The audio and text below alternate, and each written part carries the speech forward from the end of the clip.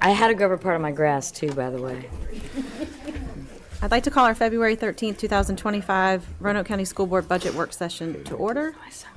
Madam Clerk, will you please call the roll?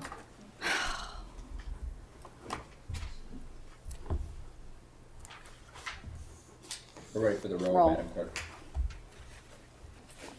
Mr. Greenway? Yes, ma'am. Mr. London? Yes, ma'am. Ms. Bajani? Yes, ma'am. Mr. Hudson? Yes, ma'am. Ms. Clemens? Yes, ma'am. Item 2.01, 2025-2026 Budget Work Session Number 2, Ms. Susan Peterson. Good afternoon, Madam Chair, members of the board. We are here today for the second budget work session of the season.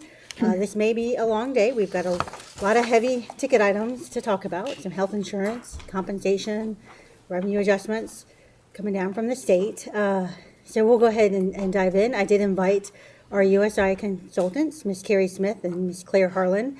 They're going to give the first presentation, kind of as a background of where have we been, what could we choose from for types of health insurance, for the way that we fund the plan, and the various aspects of the plans, and kind of why we've chosen where we have and what the best options are. So I will go ahead and turn it over to Ms. Smith. Good afternoon, Madam Chairman and members of the board. We're pleased to be here today. We're very honored to have partnered and supported some of the needs of Roanoke County Public Schools for the last 20 years. And our objective today is really just to be one of, to provide some background on, insurance networks, funding, and account-based plans, and really lay a groundwork of how best to manage your plans and provide some different ideas. So with that, we are going to start by kind of level setting. So what we've provided is just the historical medical plan premium increase over the last 5 fiscal years. And insurance is kind of cyclical. You can kind of see that, fiscal year 22, 23, and 24 were very good, and the last few years, unfortunately, have been higher than trend. We're going to dive into kind of the reasons, I think, in Susan's presentation of claims and what's causing that to happen. But we thought it was kind of wanted to just level set to just show you that it hasn't been terrible every year. It's just usually, as I said, it was cyclical. So we're hoping that, we're coming out of that cycle. But wanted to start off by just kind of talking a little bit about different kind of network plans that are available, and really pivot to talking about that, funding options and account-based options. And really start with this. This is kind of the basis for products and plans, and really the basis of it is the networks. And we're going to start at the top, which is kind of the most restrictive and the most cost savings, to the bottom of the slide, which you all are at, the Preferred Provider Organization, or PPO network.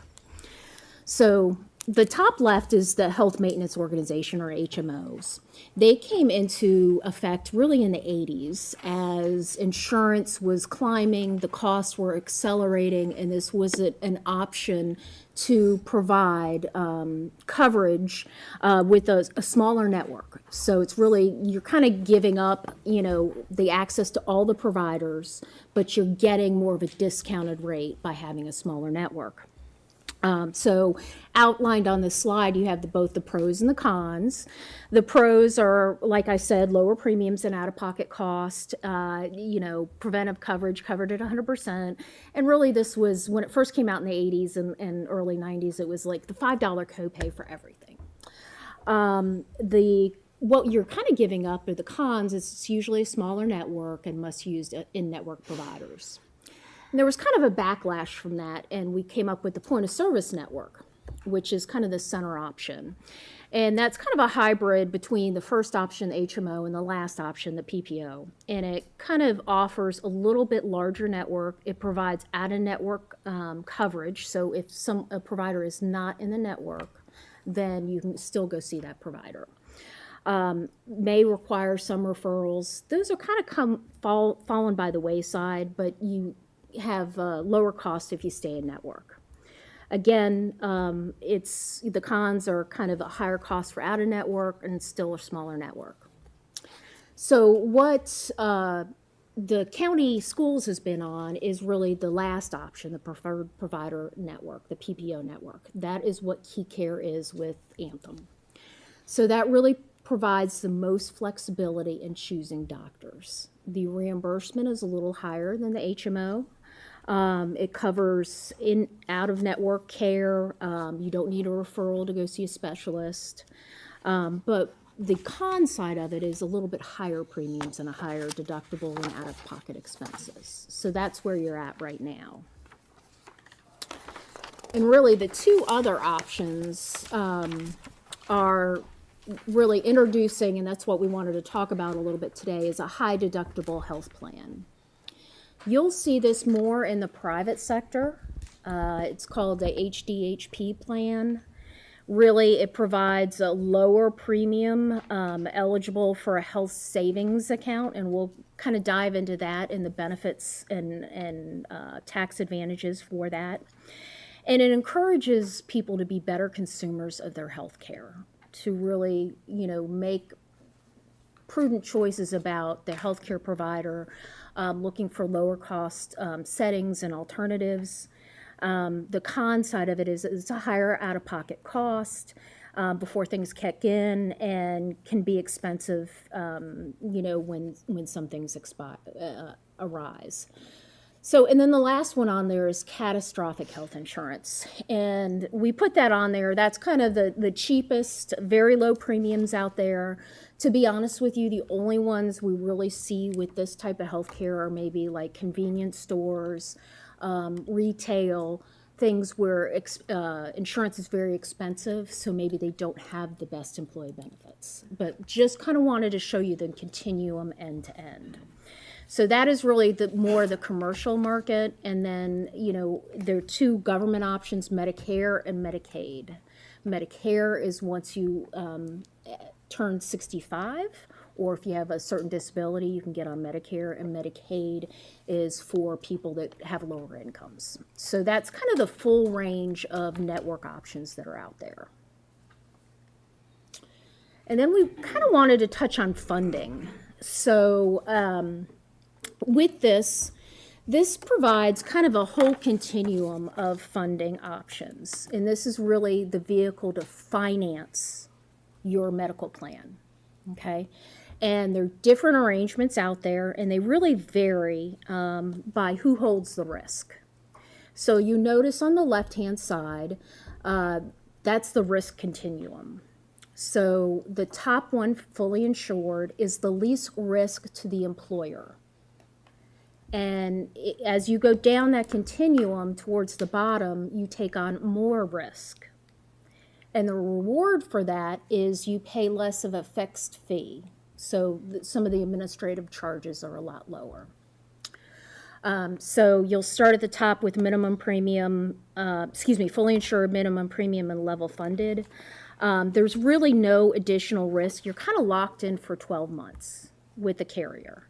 But after that 12 months, if you were to have bad experience during that 12 months, you would expect a rather large increase because the company's going to try to recoup that money. So the next three options are variations of being self-insured, okay? The top one is the carrier TPA with a 125, with up to 125 of the expected claims. That's if you have a cap, and we'll kind of go into that in a little while as an option. You're kind of that really bright blue one, second to bottom. So you have a self-insured plan. You have reinsurance on specific claims. So you have a limit on any individual claim. So if you have a $2 million claim, only the first $250,000 goes towards your experience. The insurance carrier, and in that case of a $2 million claim, the insurance carrier would take on the $1.75 million, okay? And that's a way to protect the plan so you don't have any one bad year, Okay? Ma'am? Yes. How long have we been on that particular 251 point, or 250 number? 250? About 3 or 4 years now. You were at 200,000 prior to that, and then we bumped it up to 250 about 4 years ago. Yeah, about 4 years ago. So 200 prior to that? Yes, sir. And then the bottom continuum is kind of savings potential and plan flexibility. So, you know, the more self-insured you are, the more ability to modify your plan. If you want to add something, take something off that's covered, you have the ability to do that when you're self-insured. You do not have the ability to do that as much when you're fully insured. And a lot of things come down that are state mandates. So if you have a state mandate, it has to be covered under a fully insured plan. And if you're self-insured, you get the opportunity to decide whether you want to add that coverage to your plan or not add that coverage to your plan. Can I ask a question? Is that Yes. 250,000 for the stop loss, is that through Anthem directly? It is. And have we ever looked at maybe using a different vendor for We that to have. see if there's a, okay. We have. Yes. Back about 4 or 5 years ago, I think was the last time we researched when we did a market study, and we actually got independent stop-loss proposals. And for a while there, we were carved out for a couple of years to an organization called Symetra, that they did the underwriting on the stop-loss. And then Anthem came back and was the better priced risk for that coverage. Okay. So we do periodically look at it based on what we see coming in the renewals. Okay, thank you. And I guess just the final point on this slide is that, you know, you kind of joint purchase with the county. And one of the things that has allowed is for economies of scale to really lower the administrative fee and some of the reinsurance cost. Because what we find when counties and school systems joint purchase together, usually one has a bad year and the other one has a good year. So it helps with some of the reinsurance costs, and it usually flip-flops. We wanted to kind of just to level set with the prevalence of the funding, just to kind of give you an idea of self-insuring.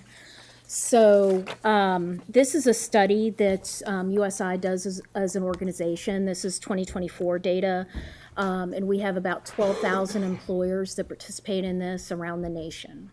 And really the chart on the left-hand side really looks at the prevalence of self-insuring for a group your size. And you're kind of the blue box down at the bottom. So about 77% of employers your size self-insure, just to kind of give you some benchmarking. And that is just the school size. If you included the county, it would be well over the last box, the 2,500. And the graph on the right just shows you, we use this more for groups that are looking to go that are fully insured and looking to go self-insured. And it just shows you over the course of 5 years, the likelihood that you're going to be better off self-funding is, you know, the first year it's about 96%, but the other 4 years you're almost 100% more likely to benefit from being self-insured. And that's still the case in an inflationary environment like this? Yes. And the reason is kind of the next slide.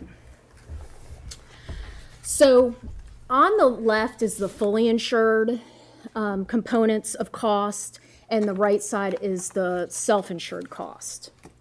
So the bottom is the medical claims, and that's going to be 80% of your cost is really the medical claims.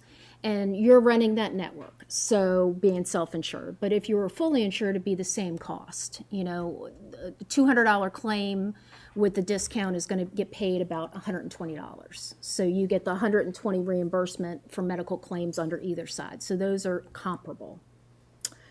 So pharmacy. So I have, in this slide, the red is really the extra cost. So you're not going to pay the same for pharmacy under both of these arrangements.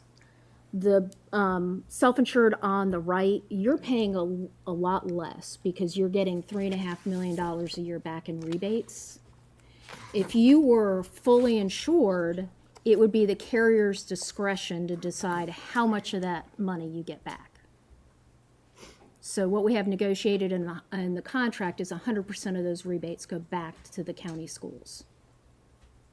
So there's a little bit more you're paying in the left-hand side.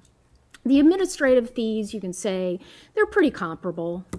The left side, we call that pooling point charge for that individual protection on $100 claims. It's called pooling charge on fully insured, and it's called stop-loss fees on the right-hand side of being self-insured. The biggest difference is the next two blocks. So the risk margin is really just explicit profit. So you're paying the carrier to manage that risk and be on the hook for 12 months. So that usually ranges from anywhere from 5 to 7.5%. So for your group, it would be between 1.2 and 1.8 million in additional cost.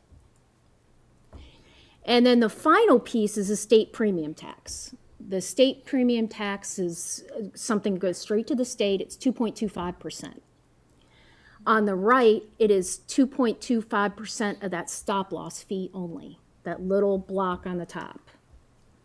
If you're fully insured, it's 2.25 on everything under that block. So the margin, the pooling charge, the admin fee, your pharmacy, and your medical claims.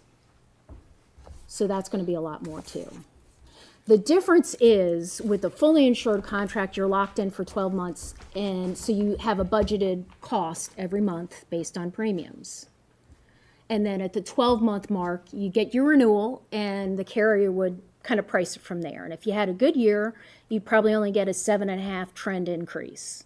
If you had a bad year, it's going to be way more than a trend medical increase of about 7.5. With self-insured, you kind of go up and down. You have good months and bad months because it's really, when you look at that graph, the majority is the claims that you're paying.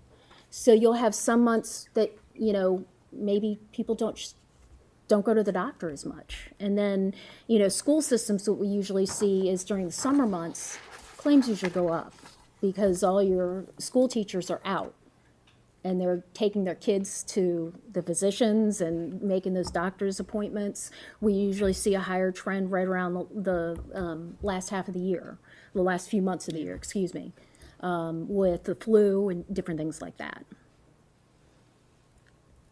Does anybody have any questions? That was the biggest part that we wanted to explain, kind of the difference between the two extremes, the fully insured and self-insured. I guess I have a question. So, you said the biggest difference in terms of cost is what's in red. Any idea in terms of, you know, what generally that markup would be, what the difference in, you know, cost would be? I mean, you can't sit here and say, well, premiums would be here on a full versus self, but in general, what, you know, how much more expensive would it be? It would be, I would take that $3.5 million, you might only get half of that. So I would say, let's just say it's $2 million, and then another $1.2 million for the risk charge. So you're at $3.2 million, and then the tax difference. Do you think another $1 million for that? Quite possibly. Yeah. So we're talking probably about 4 to 5 million in additional cost on the fully insured than the same self-funded because of the margins built in, because of the requirements that you pay the premium tax on the total premium, and then just the fact that the carrier's giving you a rate, and that's all you see. You don't see the detailed projection that you get with a self-funded projection, so they can put more margin in there to protect themselves as well as to make a profit. So, I mean, obviously, so the overall cost you're saying would be up to $4 million or more to go fully insurance. As far as the impact on the employer side versus the employee premiums, is that completely up to then, you know, the employer to decide what that ratio is in terms of how that's allocated, or is the amount of the premium, you know, built in when you typically go fully insured? The carrier will set that premium, but you get to decide how much is you're going to pay as the county schools and how much the employee is going to pay. Gotcha. Was the change from 200,000 stop loss to 250? $200,000, was that a cost-saving measure that was done? It was, and to kind of just keep pace with medical costs. Medical costs is going up, so it's easier to hit that 250 level than it is, a few years ago to hit the 200 level. And the fee for that protection is inverse to the level. So if you have a $250,000 fee, it's cheaper than if you have a $200,000 or $100,000. So it's a balance of where do we think there's the appropriate risk that you're taking on by having a higher stop loss versus paying a fee for a really low stop loss that you may be paying an overly expensive fee. And we'll look at it occasionally to kind of see how much the carrier is earning in fee versus how much they're taking on an extra claims expense because of that stop loss arrangement. And it's a balance. And we kind of look at the past claims because that's the best predictor of future claims. And our actuary looks at a group of your size, how many claims would we expect at the 250 level? And then we look at the pricing for that reinsurance, and then we look at the cost from the actual claims from the last 24 months to see if you had paid that, where do you come out better? And the last time you did that was 3 or 4 years ago. The last time we marketed it separately, we look at it every year as a part of the renewal. Because sometimes we know what the stop loss increases are in the marketplace. We know what the other vendors are, or how they're pricing stop loss, and we can look at your risk and determine if we think the renewal that we received from Anthem was a fair renewal based on your experience. What we've seen, and one of the reasons we're here today, is we've seen a dramatic uptick year over year in claims that aren't as high as that $250,000 limit. That was a really modest change. It was between that 100 and 250 that we saw this dramatic increase in the number of individuals that had claims of at least 100,000 but less than 250,000. Something that no actuary would have predicted. We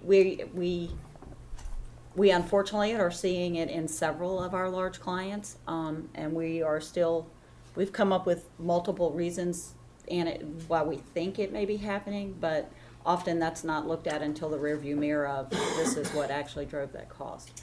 But for example, and Susan may have shared this with you already, last year you had 18 individuals with claims between $100,000 and $250,000. This past 12 months, when we looked at it for renewal purposes, it had jumped to 42. I haven't seen that in any other client. I don't know what drove it. We can look at the diagnoses. We don't know if it's latent. People didn't go to the doctor because of COVID for a couple of years, so they got diagnosed at stage 3 instead of stage 1. We don't know if it's inflationary pressures in the healthcare system. Certainly we know inflation has been rampant everywhere else. Why would the healthcare system be exempt from that? We don't know if it's the aging of the population. I mean, there's lots of dynamics in healthcare. It's something that frustrates me a little bit because I want to be able to put my finger on it. But we just have to kind of deal with this is what we're seeing. And as Carrie said, it's cyclical. We know because we've both been doing this a long time, it's going to settle down. We just can't look at our crystal ball and tell you when. So our job as your consultant is to try to make sure you're funded appropriately. Right, so but when you take that from 200 to 250, obviously that should be a cost savings measure back to us, right? Correct. But do you manage the risk of, instead of 42 claims, we might have only had 30 claims at 200,000? Well, you would have still had the 42. I don't have a list. I mean, like you went from 4 to 5 claims over 250. Everything else was under 250,000. Whatever that, Yeah. I mean, I'm not getting into the numbers because I don't know the actual, I mean, we've been shared that, but my point is if we haven't looked at that for 4 years, of course, COVID was back at 4 years, right? So there were little to no claims for a couple years right there in the COVID area, right? And if we haven't looked at it since, would that not be something we should be looking at every year? Well, we do look at it. especially in an inflationary environment that we're in. We do look at it. We don't necessarily go out and do an independent RFP, but we always do the analysis of what looks to be the appropriate limit. If And the pricing. And the pricing that goes with it. So it's probably a misstatement to say we're not looking at it at all. We just didn't go to the market and get additional quotes. We always kind of look at where you're running, how many claims do we see, does it look like it fits what the actuaries see as normal, and that kind of thing. How many 2,200 clients do you manage? Personally, probably about 12 or 13 across the Commonwealth. And I probably have similar to that. They're not, two of them aren't public sector, but the rest are. Yeah, most of mine are public sector. Okay. So to go on Tim's thread, if we had not changed 4 years ago from the 200 to 250, would the math be different? Well, the fees would be different. We don't know where Anthem would exactly have raised your fee during that time period. They may have given you similar percentage increases, but we would have been starting at a higher level in terms of the fee. Yeah. But sometimes terms you have of to the- spend more to save more, is what I'm thinking. I don't know. In a way, because Just what wondering we're if we're looking at. what- Spacing that out too far is my thing. Yeah. I just wonder if that couldn't have managed this risk better if we were looking at it annually or even biannually. Just, I don't know the answer either, Yeah. but And like I said, we look at it, we just didn't take it to the market. We certainly evaluate and negotiate with Anthem. We had just the regular market study just 2 years ago for 2024. And that's a component of any market study of looking at it. We just didn't carve the reinsurance or stop loss out and have other reinsurers price it. We just looked at Anthem's and negotiated. And you've actually gotten fairly reasonable increases in stop loss from Anthem year over year. We've seen them give some crazy things, but they've been pretty fair with your reinsurance costs. But they're good questions. Does our stop loss total need to be the same as the counties and the other people that are in the group with us? What Could we've ours got be- is a larger risk pool by having you together. So Anthem's gonna look at you as a population of about 3,000 enrolled, versus, I think right now we've got between 1,600 and 1,700 enrolled from Roanoke County Public Schools in the health plan.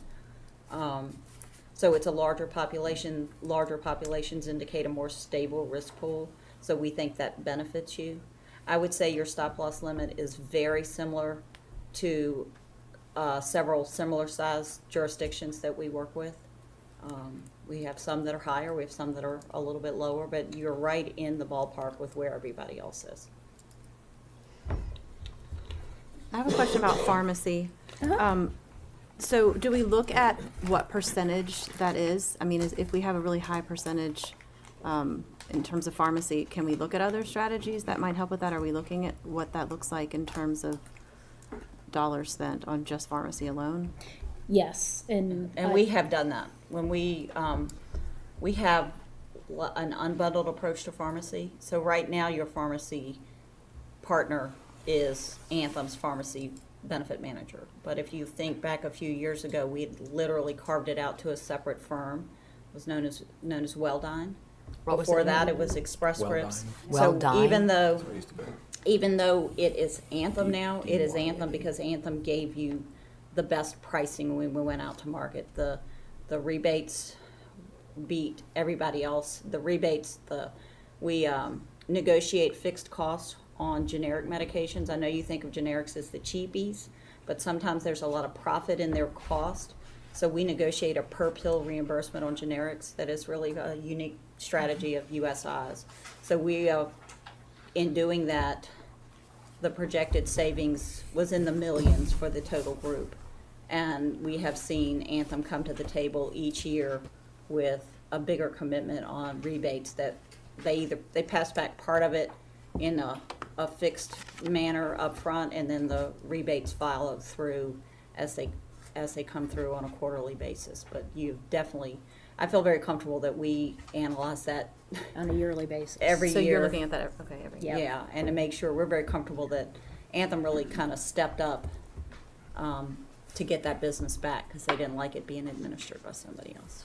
And unfortunately, we're seeing costs on pharmacy side go up incredibly because Everywhere. If you turn on the TV, did you notice during the Super Bowl, a lot of those were pharmacy commercials, and every one of those drugs on a paid basis is probably a few thousand a month. And so, that's something as a country we don't have a handle on, but we're trying to manage through some rebates and managing the cost of those back. That was actually gonna be my question. Is it still 80-20 with all the new drugs that are coming out in the We're pipeline? seeing pharmacy getting close to 30% in a lot of groups and more. And the kicker is that specialty medications. So now, with the exception of a few, most of the drugs you see advertised fall into a classification called specialty. They're injectables. It's how they're developed that the pharmacy manufacturers are how they labeled specialty versus just a brand name drug. And when back even just 3 or 4 years ago, they were maybe 30% of your pharmacy spend. Now they're getting closer to 50% of pharmacy spend, and yet they may only be 1 or 2% of your population actually using those medications, but the cost is just significant. The pharmacy is truly a challenge. There's a lot of different strategies of trying to get the cost. That's why I think you see at the federal level, you see a lot of conversation about pharmacy, because there's not a lot of transparency in that side of the business. Also, PBMs alone are an issue. Between the manufacturers and the PBMs, And the rebates, I mean. there's a lot of shell game going on. Yeah. And so we try to work behind the scenes to make sure you have the right clinical guidelines in place to make sure that people try other things first. If there's a cheaper drug, that's an alternative. We look at new drugs that come to the market. There's a whole new class called biosimilars. So for some of the high cost drugs like a Humira or Skyrizi that you see advertised, there's kind of biosimilars are the generics of these high cost drugs that are coming to the market to make sure they get on the formulary and they're being used. So a lot of this is kind of behind the scenes to try to manage some of that cost. A quick question. So being pulled in with the rest of the county, if we were to make some sort of change, does that affect what happens with the other 1,000 or so in the county? Yes, it would. We If you can, went separately. while you're talking about going separately or just making a different decision about benefits. Making a different decision on any of this in terms of how we were to go with the funded versus On the fully. funding, that would definitely impact the county, and the total contract, because the contract is, the stop loss, et cetera, is negotiated as a single contract. So we would present that to everybody. So that's something we would have to have a conversation with our counterparts about if we were going to try to make any major changes, since that affects them. Yeah. But as I understand, the claims that we've talked about are just ours, right? Yes, they are. Not Yes, they're just yours. Okay. And I think Carrie mentioned it, we've watched it over the years. There's always somebody that has the highest claim level. And sometimes it's the schools, and sometimes it's the county, and sometimes Do you have that information? Because I just feel like it's the schools right now. I mean, are you saying that generally speaking through all the no, other? I would say that I can't bring the numbers off the top of my head, but like these last 2 years, the schools have been higher than the county. Prior to that, I would say the last 3 to 5 years, the county was higher than the schools. They had some pretty Okay. They had serious- some serious years. They did? And they put in Okay. higher increases while you guys were not putting in increases. So it has definitely, when I look, and I can't say this about all the jurisdictions I work with, but with Roanoke County Public Schools, it has definitely gone back and forth over the years. Okay. Because you're not that different in size, so I've got some groups that are dramatically different between what the government and the school system might be. And just think you're pulling from the same group of people. It's the same general Cool. providers that they're using. Yeah. probably. Geography, everybody Yeah. lives in the same Same area. My question is probably going to go down a rabbit hole, but so, people are getting sicker. People are taking more medications for any number of reasons. You could list them, right? Do you have any groups that you work with that put in place a wellness program? Because I think if we get to the root cause, that might help us in the end save money. If we can get people healthier without being on medicines. Do you work on that? Well, certainly, and I think you guys have done that with your clinic. in terms of trying to funnel people through and have an easy access to care to get for acute care and low cost, to encourage people to seek treatment. Certainly within your plan, there is preventive covered at 100%, so there's absolutely no reason why somebody, from a financial standpoint, can't get an annual physical. Okay. You have built into your premiums an incentive to do a health assessment, to go through and submit biometrics, et cetera, and those that do that can earn a lower premium. So you are already doing that. Is there any more we can do, or is that it? There's always more that can Do, Okay. do we have, well, that's a good question. Do we have data on that? I mean, what we pay Marathon, which is our vendor, to provide that service versus we don't have it, but then those claims would go through if somebody needs to go to the doctor? Because I know, I've got some information that. I would love to see that, My because slide. I would like to know, is it the right decision to have it, or is it not? Yeah, I've got information in my slides. She's going to get to that in a little bit. So that's a great question. Yeah, and we have data too. We have a large data warehouse of, probably, I think, 3 million lives. And we've done a study on 1 million lives of those, and we've looked at those who went for a primary care visit and those that did not on an annual basis to make sure that they got their biometric screenings. And what we found is there's lower ER usage for those that do that, and there's lower inpatient usage. So we can directly correlate the cost. And if they go inpatient, they tend to have a lower length of stay and a lower readmission rate. So there is a lot behind. If people will just take care of the preventive on the front end, they can get ahead of some of the more chronic conditions that hit all of us as we get older. I can understand that. I'm just wondering, you can go to your own doctor for that versus having to go to Marathon. And to me, you're getting a more in-depth physical at your doctor than you are at Marathon. So I'd be curious to see those numbers. Okay.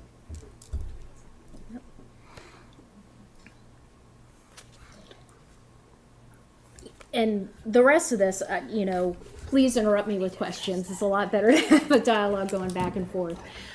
This is the last concept that we kind of wanted to talk through, is the stop loss coverage. So there are two different types of stop loss reinsurance. There's specific, which is for the individual person, and there's aggregate, which is for the whole group. So if you want to go to the next slide, we'll kind of talk through. So we talked through the specific, and this is really, that red line on the graph is really the $250,000 deductible that you have for stop loss. So of those 4 claims, 2 would not have hit the specific limit, but the other 2, anything above that line, is going to be reimbursed by the stop loss carrier, which in this case is Anthem. And then you used to have aggregate coverage a few years ago, and what this is basically reinsurance on the group as a whole. If you have a lot of people that are sick, so you have the expected claims in this case, which is, for this example on the right-hand side, you have the expected claims, which 100% of the claims would be $5 million in this case. You have a 25% corridor, which means you kind of cover that 25% gap, and then anything above that, the carrier takes. So you have that extra 1.25 million, and then anything above is 6.25, it's the carrier is going to take on that responsibility. So in that case, if you got above the 1.25, that's the max you would pay in a year. Well, the way you all are running, and this has been one of your worst years, you're at about 114%. So you wouldn't make it to that 125 limit. And that was why we removed the aggregate. It's probably been about 15 years ago that we removed that aggregate, because it's not expensive, but you were paying premium for it every year and not getting any benefit, because once a group gets to a certain size, it's hard to miss a projection by 25%. And this year, we missed it last year because all of a sudden after renewal, claims spiked. And we can kind of look at it on a monthly basis and see when it started to happen. But even in that, the aggregate would not have hit in, because you're still below what that 25% corridor would require you to pick up. We see aggregate in small groups, a couple hundred lives, 250 lives. That claims are fluctuate enough that sometimes sometimes it's just an added layer of risk protection. It's certainly something you could entertain. We certainly are looking at getting a price for it, but I still don't see where it would have protected you from this year. And I'm sorry, that's just based on the raw math of the 25%? Because your claim project level is really more like 10 million. So we'd have to be off by 2.5 million, plan year to date, and it just doesn't happen like that. Could you see it happening in the future? I mean, if we continue to trend upwards? The actuaries will tell you no. Okay. But it's certainly, like I said, it's one of the things we've asked Anthem to provide us a cost for, and it be something you can make a decision as to whether or not you wanted to add it back into your risk contract. So we've each been doing this for 30-plus years, and I think we both worked for a carrier for a little while, and I think in the course of my career, I've had one person hit their ag. One client. One client, and it was somebody that it was a .com early in 2000 when somebody went from having 10 employees to 700 back down to 50. So. Yeah, it provides a level of risk protection, but most large groups do not need it.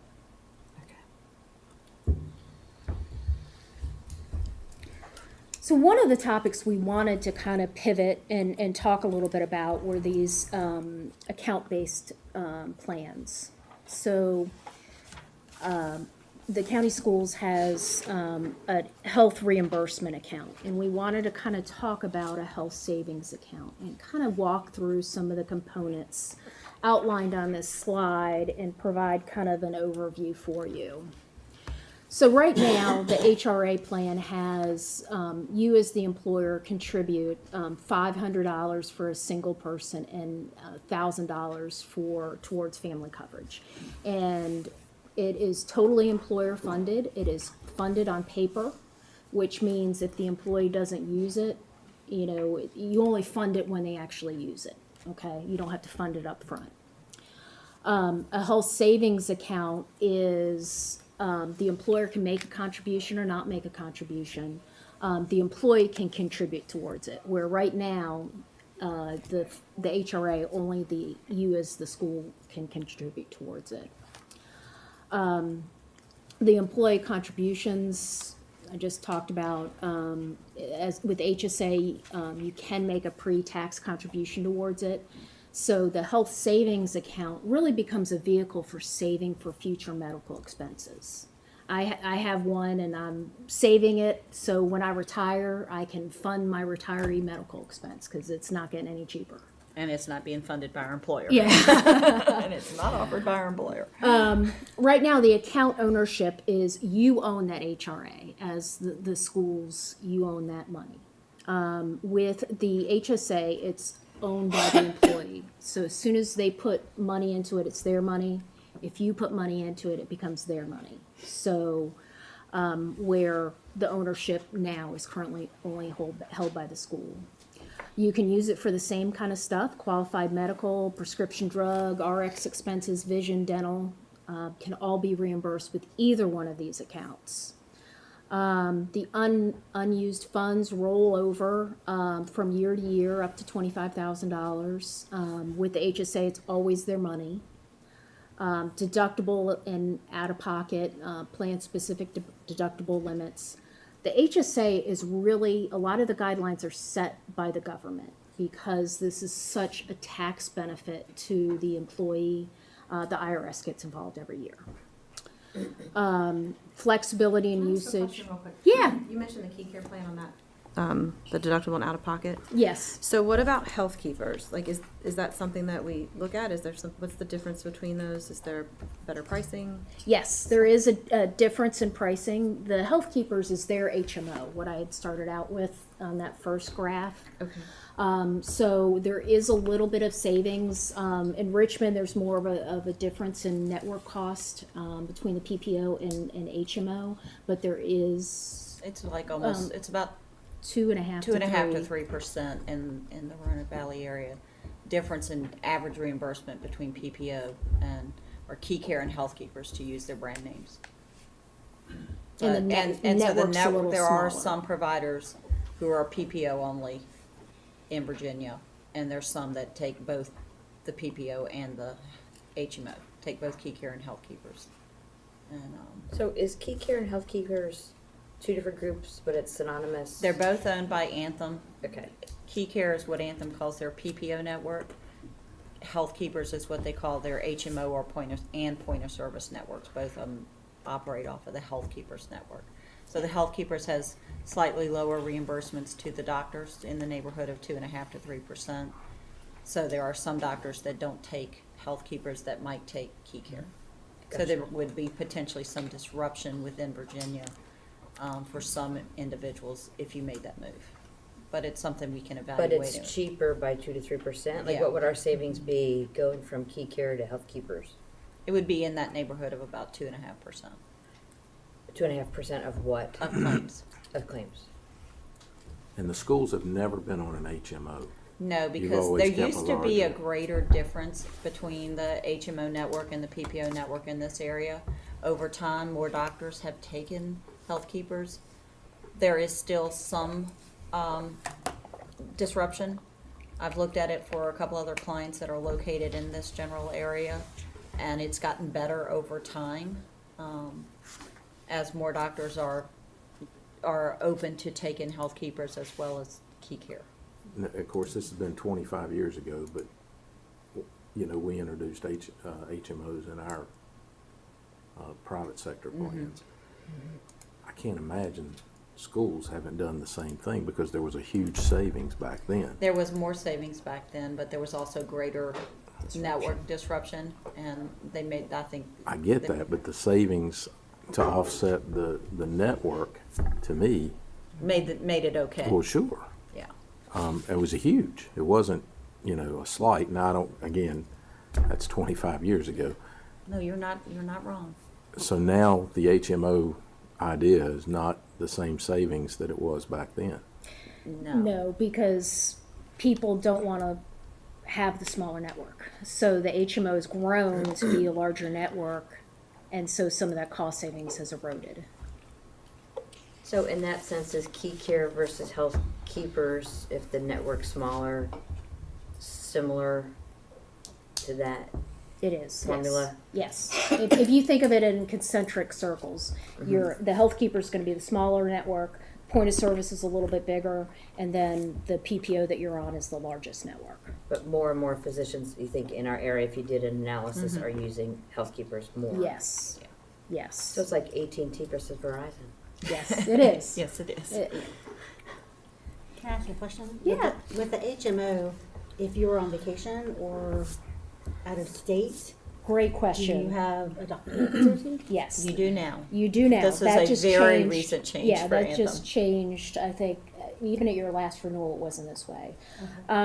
With Anthem, you had to, if you were on Health Keepers, you had to use a Virginia provider unless it was emergency. Or you had a dependent that was out of state. That's the key. If it was an emergency, it didn't matter. You go Yeah. where you got to go. If you're out Yeah. of state or whatever. Yes. But now they wrapped the Key Care network around their HMO product. So you have to use their Health Keepers product in Virginia, but you can go to any PPO provider outside of Virginia, And it'd be So- considered in network. and it be considered a network. So say you're at down at the Outer Banks, and you have something that's maybe not a true emergency. Maybe you just get the flu, which wouldn't be an emergency, but it's still, you need to get it taken care of. That would be in network. Finding a As PPO. long as you went to Which a PPO reduces the provider. cost savings. Exactly. Kind of what you're saying, because if you got the sniffles in Outer Banks and you could wait until you got back here, but you still got coverage. And Anthem probably made that change because their competition all operates off a national network, so you didn't have to be in Virginia to be in network as long as you were at a Cigna doctor. It didn't matter where you were, so they were reacting to the market to make their product still be in Virginia the same, but give people more flexibility when they're out of state. And for some locations, I think about folks that live in Danville. They might go to North Carolina just as quickly as they would go to a Virginia provider. So in some areas, that makes a bigger difference. Or Bristol. Does- Yep, Rocky Yeah. Mountain. And Does Carillion still have their own HMO? I don't think they I don't do think they do, anymore. no. They've Partnership partnered with- with Aetna. Okay. Yeah, I remember when they had their HMO. Yeah. I think it's too hard to operate. There was what's the firm, not Centera, but the one that's in Lynchburg that went under. Centra, Centra Health. So Yeah. that just went under. Okay. So really, just kind of the last few points on this slide. You know, if employee terminates or retires, unused funds remain available, but no future contributions are available for those on HRA. But with an HSA, it's always your money. And then if you stop participating in the health plan, funds are no longer available, but the account remains open. So same as the terminates or retire.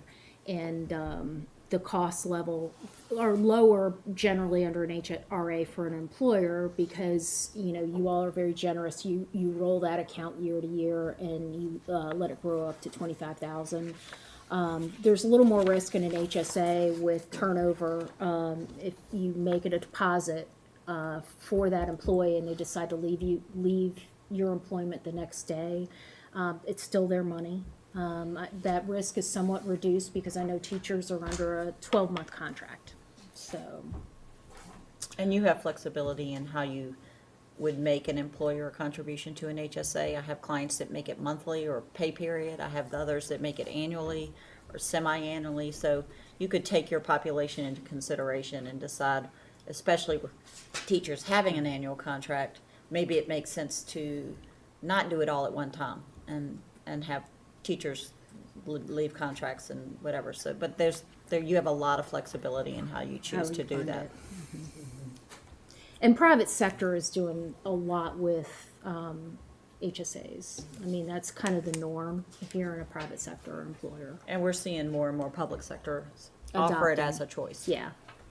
I mean, a lot, your neighbors, all your neighbors offer it. Salem offers it, the city offers it.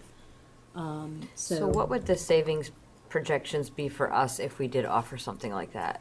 Can you Susan's got guess? that. Get to that. Susan will get to Okay. that. And then can you do that in addition to housekeepers versus key care? Yes. You could have the key is, and we'll talk about it, having a qualified high deductible health plan to pair with the health savings account. There's Okay. a much more regulation over what that benefit can look like because of the IRS has regulated. The It is pairing of it. Okay. highly regulated by the IRS. And just what is the number, the 1 to 2% of claims for the housekeepers versus key care that you've projected? You said it's 1 to 2%, so what were we just at? Like the dollar amount? Yeah. Like what would the savings be? Just someone do Off the of your math. claims, Let me look at that. I think it's pretty large. Fingers don't work. I'll give you time to do that if you want to go to the next slide, and I'll just tell you a little bit about Here you go. the trifecta of have a health savings account. I call this the trifecta. I had a coworker that used to call it this because it really is the trifecta of tax advantage accounts. You know, an individual must meet the deductible before anything would be covered, even the prescription drug. Before those copays would kick in, you have to meet that deductible. The minimum annual deductible is set by the IRS. So for this year, it's $3,300 for an individual. What's different about this is this money goes in pre-tax to this account. It grows in there like a 401k without being taxed. So once you get to a certain level, you choose how you want to invest your money. You can be really aggressive and invest it in stocks. You can do mutual funds. You can do whatever you want. It grows in there tax-free. And as long as you take it out and use it for qualified medical expenses, you never pay taxes on it. Do you It's have the any only idea money you what never that pay. amount that the amount threshold is that you have to get before you can invest it? I just- $2,000. It's 2,000, okay, Yep. just thought it's important to say out loud. Yep. And then the only time you pay taxes on it, so if you take it out and you want to buy a big screen TV, that is not a health expense. So you would pay the taxes and then probably a penalty. So, you know, a good chunk of it would go towards that. But again, at the end, it's your money. But one of the things that's nice about this is you can use it in retirement to pay for Medicare, to pay for medical co-pays that Medicare doesn't pay for, different things like that. So this is a savings vehicle I see for retirement. The IRS does set the maximums every year. So the maximum you could put in it for 2025 is $4,300 for an individual and $8,550 for a family. So Do we currently, if I'm not mistaken, don't we put in 500 a year for HRAs? You do. 500 So for an could we individual. do that for HSAs? Yes, you could. The biggest key difference is that control over the benefit plan. Right. With an HRA, you can kind of do whatever you want. You can make your benefit plan any way you want. But with the HSA, you've got to have a minimum deductible amount. You can't have lower than a certain amount as defined by the IRS. And everything has to go to that deductible, including prescription drug expense, before you can, that goes to copays. So you think about now somebody has a drug cost that maybe it is a $1,200 drug expense that they're paying $250 or $200 the maximum on your plan. They would have to perhaps pay that full $1,200 for the first couple of prescriptions until they met their deductible. That's a big change for an employee to, that's the biggest change that I would see that Roanoke County Public Schools would have to understand the difference between their HRA account base and an HSA account But they would base. still, it would still be their $500. So Yes. on the back end, they could still pay for things. They could pay for. As long as it's yes. medical, it You're doesn't exactly matter, right. right? Yes, you're So exactly They right. could pay for premiums. But they're not used to paying for that for prescription right now. Right. So it's just, it's an education piece. Right, but I do think, unless there's something you say to the contrary, I do think an HSA is better in this case than an HRA, because then it stays with the employee. Now, the flip side of that is if they're shorter than however many years it was, they have to be here to get it, maybe it's retirement. For the HRA, the funds to become theirs, it stays with the schools, but the HSA would always be theirs, no matter what they did. Yes. So, Yeah, and you can choose also not to spend it. So, Correct. just for my husband's employer, we do an HSA. We put as much as we can in it, and then hopefully one day we'll have something that's pre-tax and we can use it for some other big medical expense if we ever have it. But I've got 3 kids with type 1 diabetes, so my expenses are really hard. Yeah. So I just spent $1,000 for one kid just to get a month's worth of sensors. But I'll meet my deductible really quickly. Yes, you will. And then everything else, I just have to go into it knowing I'm spending this money, but everything else thereafter is pretty much free Because you're going to hit your because I hit my max. deductible. Yeah. But that's my family situation. But with medications and everything else going the way they are and people's expenses going up, they're going to hit their deductible. So I'll leave this alone, but why, I'm sure it was a recommendation, why did we do the HRAs? I Is it think- because of prescription? No, Yeah. it was partial. It was partly because of the benefit design limitation, and the other piece was, and this decision was made as a total group, county schools and jail. But there's a regulation that the government recognizes a clinic as sort of like a medical plan. So that high deductible health plan, only preventive can be free. And they was said, well, anybody in an high deductible HSA plan would have to pay to use the clinic. And that just didn't fit the model that the group wanted at that time. We've talked about it several times over So the years. let me be clear, just for anybody that might be listening out there too. So if you put this money in an HSA, it's always yours, just like the HRA. If you don't go to the doctor very often during the year, maybe you go to the well checkups and do those things, that money stays there and it rolls over year to year to year to where you can always, and you can invest over top of whatever the schools put in. So I don't I get what you're saying about the prescriptions, and this is not a huge thing, but I'm not sure why we're not doing the HSA over the HRA. We've evaluated it several times, and it's just never been the decision that the group came to at that time. And Okay. it's being evaluated again this year. Okay. Can I ask a clarifying question to your point?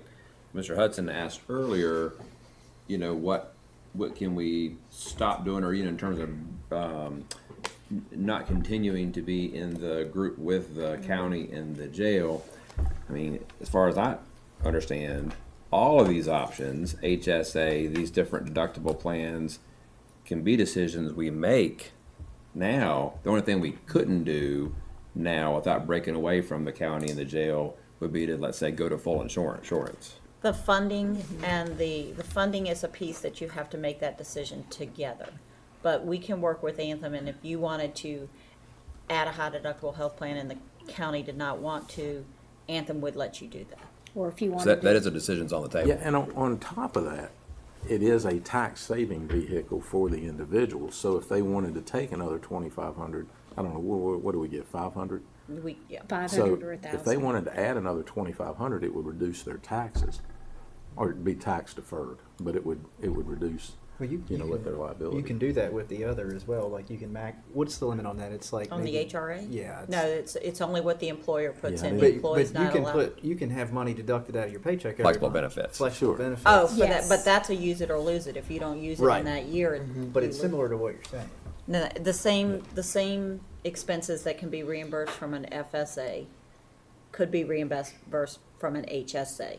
The difference is if you underestimate and you put too much money in your FSA, you're gonna lose it. You will never lose HSA money.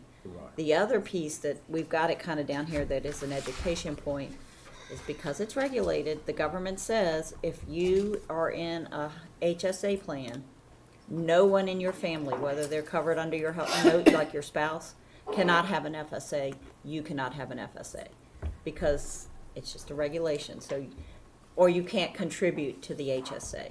So it just it's an education point. There's, Well, you they can't made rob rules. Peter We to just pay try to Paul. It's all the enforce the rules. taxes, right, and you're getting the benefit. I mean, I kind of look We at don't it. make it's the rules up. It's almost like an IRA for your health care. I mean, you're getting a tax It is. advantage. It I mean, is. It's no different than like a Roth IRA. You're just doing it for health I've care. been in an HSA plan for 15 years, and I've been fortunate that I've had mostly good health years between my family, and so I've had that balance, but it be able to grow. I have a question with the second bullet point, Uh-huh. the minimum annual deductible limit by the IRS. So if we just kept key care 1,000 and 2,000, we could not have an HSA? You couldn't put an HSA Correct. on that plan. No, you Yeah. have So you to. have to, The and so minimum, that's why we haven't been able to have an HSA before, is Correct. because we have the low. Because you haven't been Yes. wanting to go to the higher. When I kind of look at it, I always keep in mind that not everybody in the education world makes a lot of money. Let's just face it. I mean, our teachers are probably, what's starting salary? 45, 40? 46, 47 now this year. 46, 47, okay. So you're looking at $46,000, and I'm married to it. I'm not married to a teacher, but if I was married to a teacher, okay, now we're at 90,000, and then I've got to put out $3,300. The first $3,300, that's a lot. or your custodians or cafeteria workers. You got kids. know. I mean, it's gonna happen, and it's Yeah. gonna Well, cost yeah, you. yeah. I mean, when I made the decision myself, I looked at I was in an FSA. So what am I putting in the FSA? I can put that money in the HSA. What am I saving in insurance premium? I can put that in the HSA. And it allowed me to start building a balance without really affecting my net pay because I was already putting that money aside for in different ways. I completely understand. Where I'm looking at, I'm not sure that I'd be interested in wanting to raise our deductible to $3,300. Is I guess where I'm at. And you can always have choice, You can have you more than know, one choice. more than one plan. Because it isn't, you're right, it's not for everybody. It's not. I mean, and if It you're is not. if you're single or you're in good Yeah. health and you don't have children you're responsible for, then makes sense. Yep. So what you're saying is we would have to have an additional plan with a higher premium to pay out or whatever the IRS says. Yes. But we could still keep the 1,000 and the 2,000 and people. Or one Or of probably or one one of of those. one or both. One or the other. Yeah. One or both. And then the last question I had, you said something about there was a rule about the health clinic. Yes, what they say is because they see the clinic as part of your medical plan and only preventive care in a high deductible health plan is outside of the deductible. So I can still, if I'm in a high deductible health plan, I can still go get my annual physical, get my screenings done, and not have to pay for those. I don't have to meet my deductible, but everything else has to go to the deductible. So the clinic, now what we've come to over the years is we could do like a copay of like $25 to go to the clinic. So we could keep it a small copay. But that's after you meet the deductible. You have to kind of go through that They have to charge you. They come have off to your charge deductible somebody. before. because of the regulation. And, yeah, it's unfortunate. So really kind of wrapping up, oh, did you have the answer for the? Oh, one- the about 2% is about $500,000. Oh, $500,000? Oh, I thought it would be a little bit more. Okay. And then we just kind of wanted to end with kind of the managing the cost. I mean, I think some of the strategies you've had in place are on the left-hand side, the offering an on-site clinic to reduce barriers to care and educate on wellness, assist employees with making benefit decisions. There's a software called Alex that you can kind of put in your history and it helps you select a plan. Actively managing pharmacy, we kind of talked a little bit about that. Assessing the risk and making appropriate adjustments to reinsurance every year, and then continually assessing the benefits, you know, whether to add a plan, take away a plan, change a plan. But some of the opportunities for the future, implement high deductible health plan with an HSA, evaluate additional behavioral health resources to see if there meet unmet needs in the population, if there are any. Incent employees to use more value-based care, and what I mean by that is virtual options like telemedicine. That's a good alternative for anybody that has kids. And, you know, instead of going to the doctor's office and waiting for an hour to be seen, you can do it via a smartphone. It's usually a lower cost. You know, physical therapy is pivoting that way. There are a lot of different ways to do that. I think, you know, as we discussed today, network is another option. It's not a huge savings, but, you know, all these are kind of like a Chinese menu that you can order from. You know, you can take things off of it and put them together to get where you need to be. So. And that's kind of the end of what we had. I know you have prepared some too. And you guys had lots of good questions. Yeah, We appreciate thank you. that. I got one thing before you leave. I know you Yeah. guys are going to leave, and I looked through your slides. So We're gonna stay. We're gonna stay. We're gonna stay till she gets Yep. the okay, I just insurance. want to make sure that you Yep, are we're here staying. for some questions on this because We're I do have some questions. We're gonna give them a go ahead when we hit compensation. But they've agreed to stay through my whole presentation. Yes, thrilling as compensation is. Shelley and Ken, can I ask, Shelley and Ken, can I ask a question? Do we, I mean, does everybody need, I mean, I don't know, maybe they want to hear this, but I don't, do we need all of staff? I mean, I hate for them to sit here. Well, I'd prefer that they Okay, hear it so they can okay. help communicate it to our employees. No, that's fine, okay. Sorry, guys. Blame me. So we'll start going through benefits, and like I said, our USI representatives, Ms. Harlan and Ms. Smith will stay through the rest of this part of the presentation. We're going to talk about the health insurance. We're going to look at different options for offering next year. I'm going to discuss the other post-employment benefits, the OPEB, that I've mentioned before. We'll discuss the Health and Wellness Center. I have some information on that. We'll take a quick look at dental and vision. So first, with our health insurance, you know, we are self-insured. We're with the county and the jail, and we have the stop loss of $250. So just updates for this year. We're looking at a 12.4% premium increase. I just want to remind you, last year when I was sitting right here, it was 17.8, so we're still in double digits. It's still not a pretty picture. So we're going to examine other options. You know, last year we offered the dual option, and so this next year we're going to take a look at the options that we do offer and what can we switch up. just to go really quickly through the different plans themselves, we do have the KeyCare 1000, the KeyCare 2000, and then we're looking at a high deductible 3400. So this does meet the IRS rules, where she said it was 3300 was the rule. We're 100 over that. That keeps you from having to bump your deductible up right away again, which is what, because the government tends to bump that minimum up every year. $50 a year lately. So what you can see on here, for our HRA, we do contribute 500 and 1,000 for individual and family. Last year when we implemented, we left that the same amount between the KeyCare 1000 and the KeyCare 2000. So this year the thought process was, in the KeyCare 2000, 500 is a quarter of that deductible. And so we're looking at possibly 850 and 1,700 would be our contribution into an HSA account. That's 25%. It marries up with what we did with the KeyCare 2000. So it's a little bit more. And the timing of putting that into the account, what Ms. Smith said was the employer can do that at any time.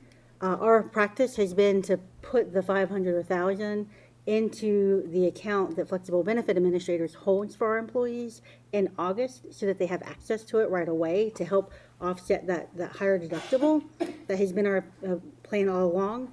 But we would have to discuss with the HSA, since we're effectively, as of that date, giving that money to the employee, we would want to discuss what the best option of that, if we wanted to follow suit or change the contribution period, just to ensure that we are not handing over cash and then having employees go to another employer.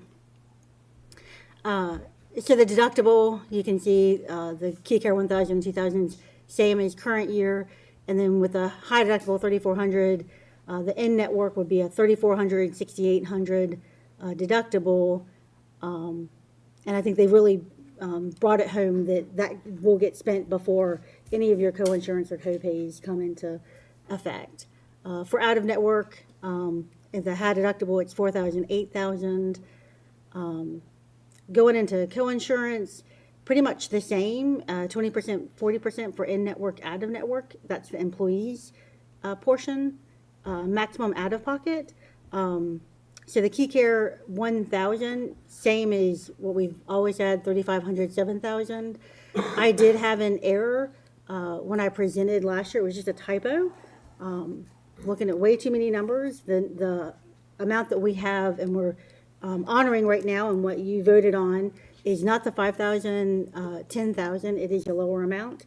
This was actually what the plan should have been, and so this is what we will be going to with the KeyCare 2000, and that is out-of-pocket maximum for in-network.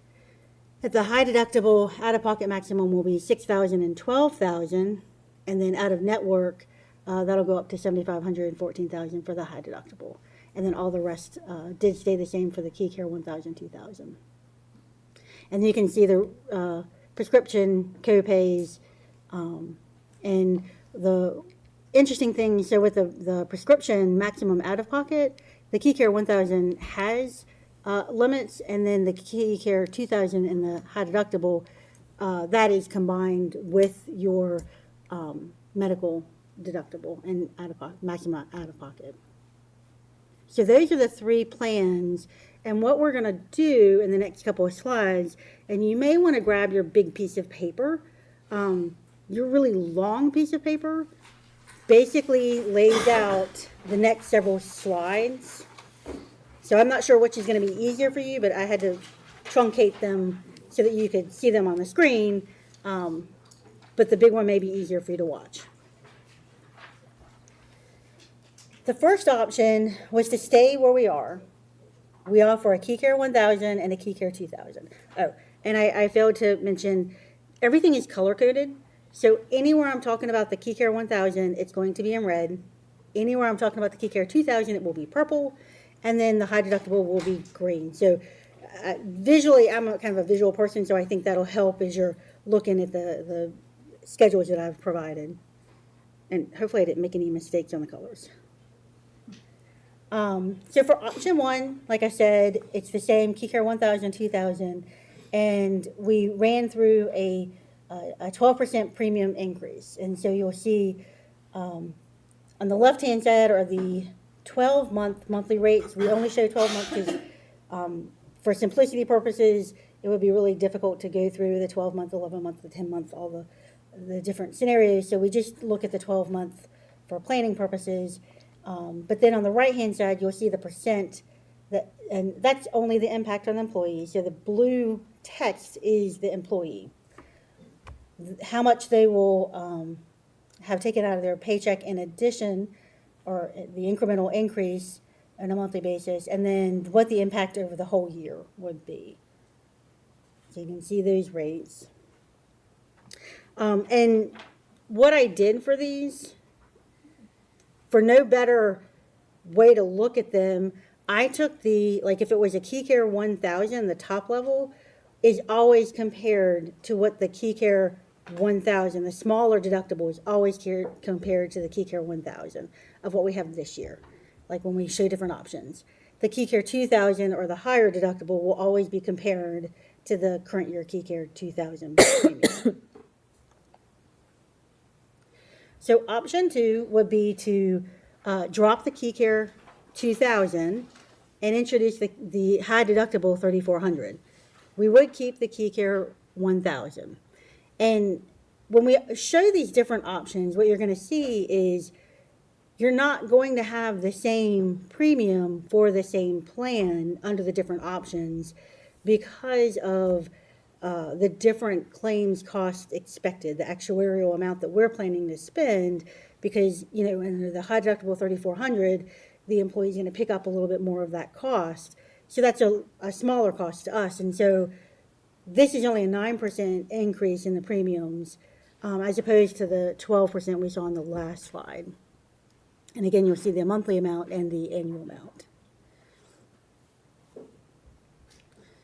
The third option, we drop the KeyCare 1000, go to a KeyCare 2000, and then we introduce the high deductible 3400. With this plan, it would be, we will recommend that we do not change the premiums, but leave them where they stand.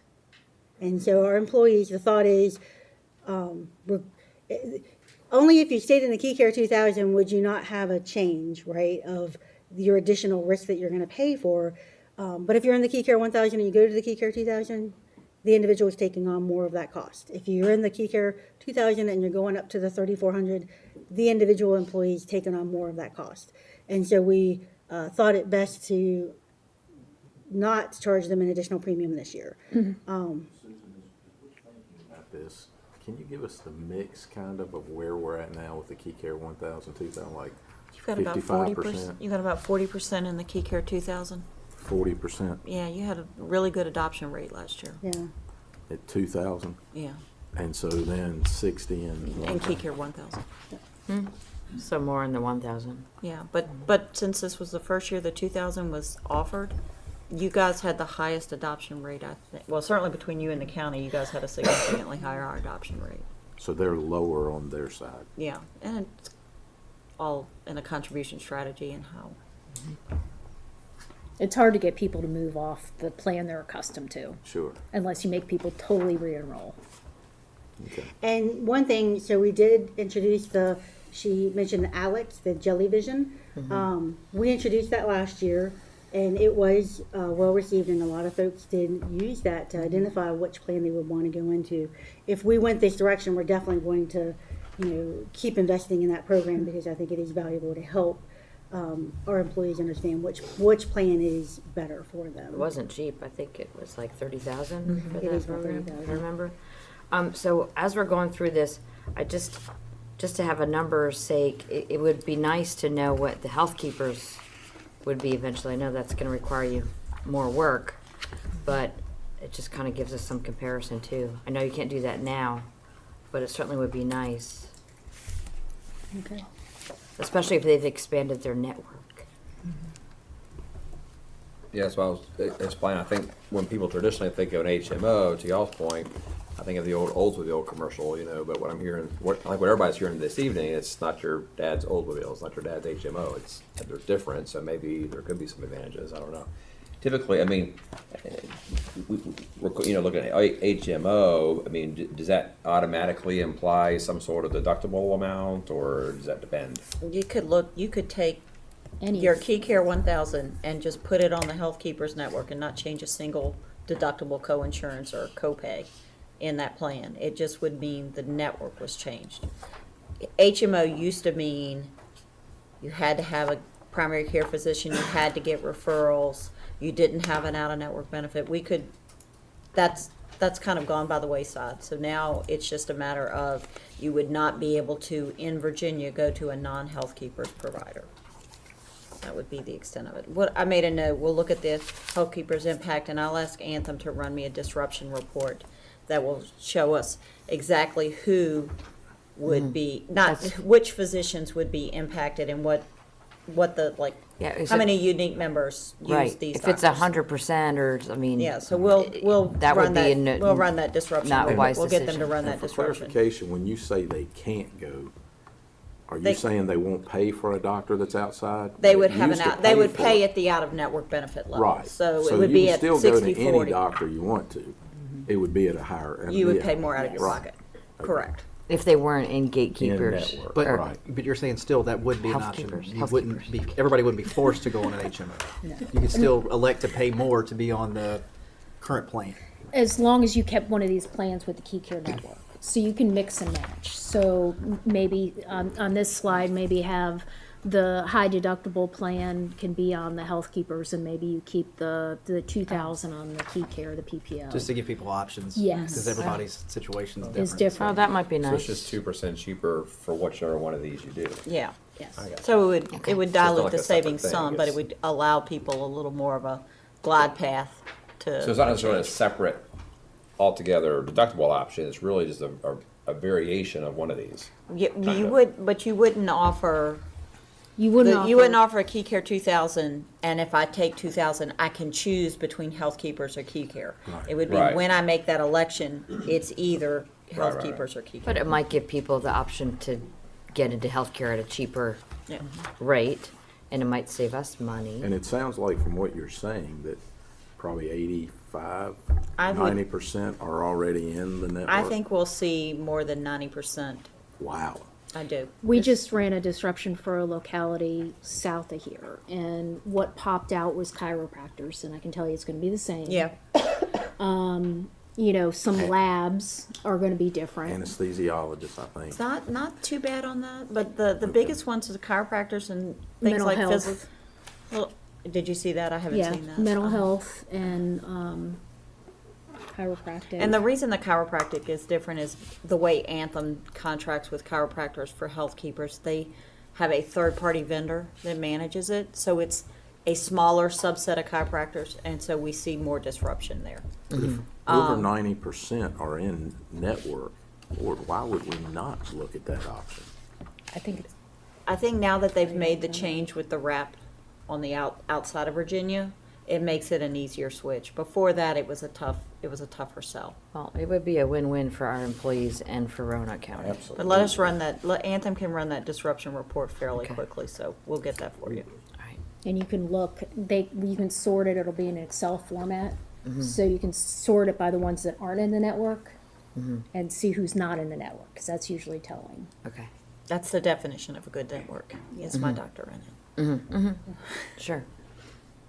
And we could do Health Keepers with any of the three. Correct. That were Options, yes. Okay. Would you do it with the higher or the lower? I would probably put it on the high deductible plans. Make that one as cheap as you can. As Why you you can. wouldn't do it? Well, we'll look at that. Yeah. I agree. Susan, do these impact on employee numbers, percentages? Do they take into account us getting our health insurance reserves back up to where we need them? Or is that, We'll get there. okay, Y'all really like to jump ahead of me. sorry, it's a good question. Just means we're thinking and we're paying attention, Susan. We've got lots of snacks to keep us entertained. So just the last one that we looked at was putting everybody on one plan, the Key Care 2000. And with this one, if you're on the Key Care 1,000, your premiums are gonna come down. And then we did have to put in an increase for those who are already on the Key Care 2,000, to kind of come to the middle of the pot, if you will.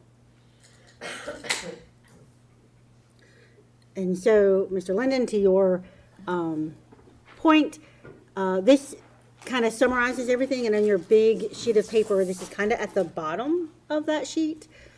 What you'll see is option 1, you have the 12.4% increase overall, and so the general fund contribution, and if you grab your big sheet, let me grab that. So I don't have this up on the screen, but if you're looking at your big sheet, down near the bottom, you'll see I have a one-time transfer from the general fund of 2.2 million. That is the amount that we typically put in the fleet fund, and I'm recommending we just shift gears for 1 year. So the recurring transfer from the general fund to cover operating expenses, the 975, basically if you go to the NOCO Health and Wellness Center from above for the expenses and add everything from there down, that's operating expenses that typically we've been able to cover because we've had good claims experience in the past. But our rates are not going to cover all of that now. So I think that is an additional amount we should transfer into the fund. And then we talked about adding a 2% margin on top of it. And so I just calculated a 2% margin on top of the paid claims, the pharmacy, and the health reinsurance pieces, is the 498. And so on your spreadsheet, just under option 1, you see 3.6 million is the transfer from the general fund. But in addition to that, remember on the top line is premiums. Well, premiums are already sitting in the general fund as a cost when we get paid. A portion of your paycheck hits the general fund, and then a portion of it hits in the health insurance fund. And so it is the cost of the employer is what's hitting the general fund. And on option 1, we would have to increase the health insurance expense in the general fund by $424,000 to cover these premiums, the premium increase, that 12%. If you move across to the third option. What about the second option? So the second option, basically the math is all the same.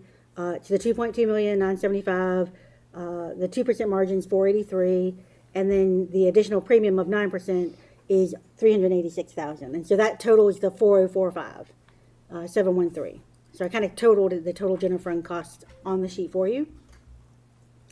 The reason why I wanted to move to the third option was option 3 and option 4. Both of those premiums would result in less expense on the general fund for payroll. It will be my recommendation that we leave that in the general fund and don't change it, meaning we don't reduce the general fund money by that at this time, because we want to try and put as much into the health fund as we can from every pot.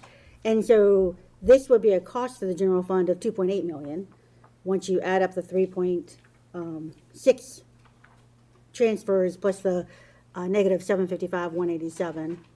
And then going on to option 4, same thought process. We've got 3.6 million of the transfer plus the 474, 187 expense. So that's on your big sheet. And that shows the cost of the general fund. Also on your big sheet, you'll see the net balance is the net surplus at the bottom, and the max and min, Mr. Linden, you were referring to. Are we going to get there?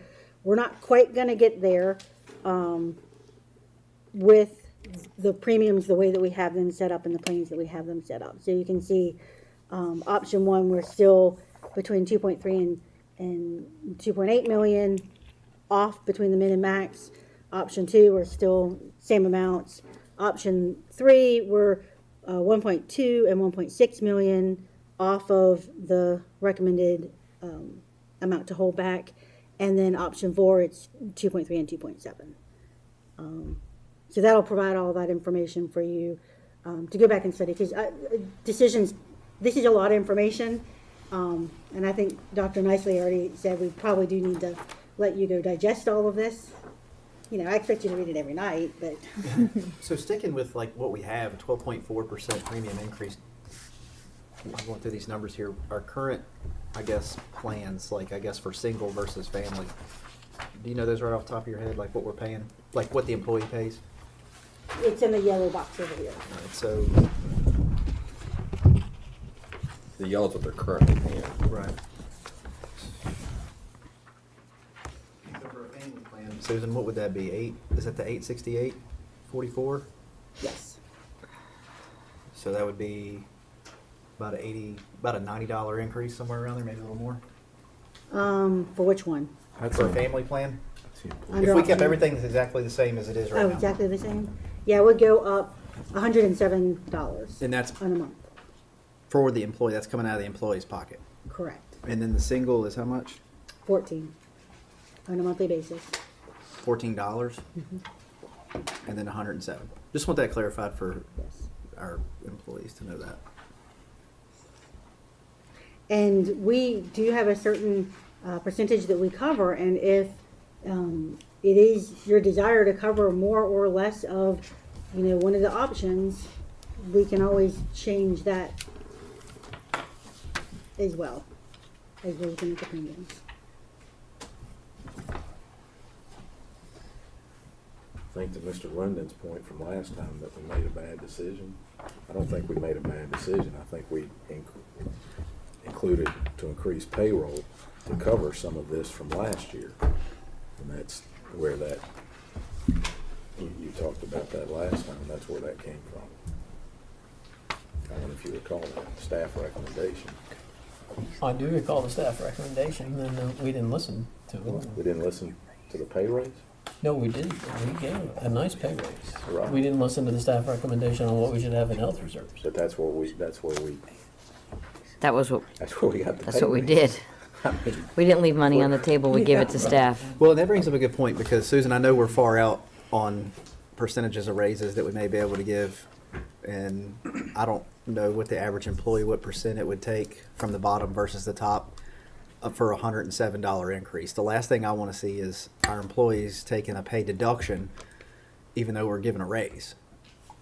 We So can we need to look at figure that. we need to figure out a baseline to where nobody's taking a pay deduction. We need to do our best to try to pay our employees enough of a raise to cover this. That's a minimum. I agree with you, 3,000%. And then we're still not covering That's inflation and cost of living. exactly. And That's we're a always minimum. behind the curve. So when we say we made bad decisions, I'll always make a bad decision to give our teachers as much as we can. Here, here. Yep. So next time somebody says we made a bad decision, I'll fight that one every time when we can give it to our teachers. So what would be nice if we could get that health keepers, because maybe that would end up finding us a little bit of a better premium rate to offset our cost, and we could find a balance. I don't know. Is that something If we the could disruption implement isn't all this that next great, year? that might be our ace in the hole. I don't see any reason not to offer multiple plans, because again, Right. everybody's circumstance is different. That's right. Well, let's digest this. Yeah. Let's talk about it. And come back. I thank you for the options. I would like to see the HMO option, which can only lower it, even if it's slightly. As you said, which is miraculous that over 90% are in network now. That's my guess, That's just fine. from what I've That's- looked Hey, at. if it's even close, that's amazing. Yeah. It's Right. changed a lot. It's changed a lot from So if what, that's the case, and unless I missed something, and as we were discussing that on the HSA, do you have to use the HSA for the deductible? Is that what? No, that HSA money can be used So it can for still be anything. used just, so, again, on It that. can't be used for premiums, but it can be used for anything medical I expense. thought you could use it for premiums as well. Not- Only Medicare. you can use it for COBRA premiums, you can use it for Medicare Advantage plans, and you can use it for long-term care premiums. Okay. But you can't use it for your employer premiums. Okay. Well, yeah, because, and that's payroll deducted, but anyway, I don't see the, unless you tell us there's a reason. I mean, that to me is a no-brainer too, because that stays with the employee, and that's another benefit to our teachers. So for me, it's, a win-win. Well, not to mention the huge savings for me is that it's pre-tax dollars, right? That they can make even, that can even give them a little boost in another way. Which I believe you can open up your own personal, I don't have one, but I believe you can open up your own personal one through several brokerages like Fidelity, Schwab, places like that offer it. I believe I've seen it. You can. The key is, you've got to have that qualified high deductible Right. health plan to go with it. What we would recommend, you're using flexible benefit administrators to administer your FSA and your HRA. They can also administer the HSA. The only So it fear I make would have- sense to add that service to them. The only fear I would have is just what do they charge the employee? I mean, just like the company that we use for our 401 stuff. I mean, they're going to charge you a monthly fee. It comes out of your account versus me investing my own money. I'm not getting that fee. I'm only paying whatever that fund I'm investing in. So you can lose some money like that. And some employers pay the HSA because it's For- generally like what, $2.50 to Yeah, $3. we'd have to get that in the per pricing month. as to what the And administrator a would percent charge. or two and- or whatever, just anybody that knows anything about investing 25, 30 years, that's a lot of money. That's A right. lot of employers will, as to Carrie's point, will pay that administrative fee for their employees while they're active on the plan, and then if they retire or terminate, then you're gonna pay that yourself, because that's part of the account and the way the account works. And to your point, you can always move that money to another HSA if you wanted to, because it's your money. And a lot of times, administrator, once you get above 2,000 and start investing it, they don't charge you anything anymore. Yeah, that's the only thing I would They're say making the we need money to on the make sure. float. Just, I don't know if you're gonna do this, Susan, but just I'll throw it out there since the screen kind of lends itself to it. But, a lot of times our employees look at what our health insurance premiums are and also our coverage, by the way, which people don't always see what's behind the scenes in terms of what's actually covered in our plan. Because I think ours is pretty good compared to what some of our neighbors do. But just for comparison purposes, I know, like Salem, for example, currently their offerings are option 3. They have basically the Key Care 2000 plan and that high deductible one. I think Botetourt and maybe the city still has a 1,000, but anyway, just to kind of throw that out there in terms of what our neighbors are doing. These options would be in line with what we're doing. But it's also, just to state out loud, our current coverage is really good, even though sometimes our premiums are a little higher.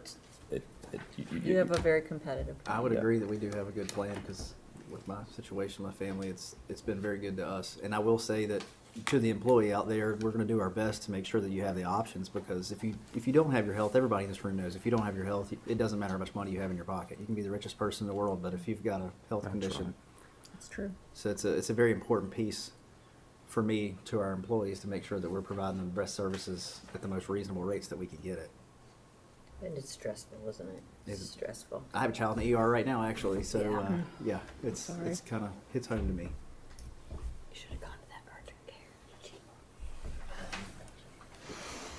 And to Dr. Nice's point, you all do have a packet of papers that has all of the information to compare our plan in 2024, 2025 to the current year plan with our neighbors. So you can see that for yourself, you can study that.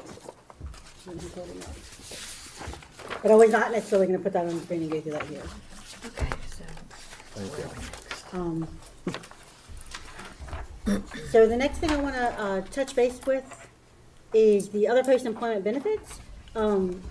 This is a new GASB came out several years ago, and it requires, kind of like a pension, for your other post-employment benefits, basically retiree benefits that are not pension. It requires an accrual-based kind of accounting for that benefit and funding of it. And so basically the only thing that we have is other post-employment benefit that we provide as ourselves is the retiree medical plan. And the reason why it is considered a post-employment benefit is, one, we give an annual contribution. And next year you have already voted to change that contribution from $2,500 to $3,000. And then the other part is the implicit rate subsidy. So that, by the way, the last comment was for those on the employee extended work plan only, not for all retirees, just those participating in the EWIP. But for all employees who stay on the plan, they do get an implicit rate subsidy because if they went out to the marketplace, they would be paying higher premiums than the premium that we offer here at the school division. And so that's what the OPEB is. And we have an OPEB set up, a trust, in order to accumulate these savings for our future retirees to prove that we are doing our due diligence. By having this trust set up, and we are in the VML VACO trust with the county, this lowers our overall liability that we put on our annual financials at the end of the year. It also improves the county's credit rating. So if we disturbed this, took it away, it would reduce the credit rating of the county because the rating agencies do come in and look in these very large liabilities, your pensions, your OPEBs. There is a large amount that we're going to be paying far down the road, and if we're not funding them, that's going to be a negative impact on our balance sheet. It's going to be a negative impact on their credit rating. And then we can use the funds to pay retiree medical claims or to pay retiree premiums. However, right now, we're not invested enough to repay ourselves. We were hoping maybe that would be the case, but that is not the case. We did have an actuary come in and give us take a look at 3 different ways, 2 different payment streams. So on the left-hand side is a 1-year payment hold. I've already mentioned to you I'd like to not pay the $92,290 that we've historically kind of set up as precedents of what we pay annually. So all 3 of the options on the left-hand side consider a 1-year payment hold. On the right-hand side, I asked them to run as if we're going to not pay that this year or next year. And so we don't have to build into the budget that $92,290 in the health fund like we've been paying. And I'll just talk about the 2-year one because you can see that's highlighted. That's kind of my preference going forward. The funding plan in the middle. The funding plan in the left. So the first line you'll see is cash payments. So that's going to be the total amount of cash that, in addition to the approximately $2 million we have in the account, that will be the total accumulated cash that we're going to put in. The second line is cash reimbursements. That's when we're starting to actually pay ourselves back.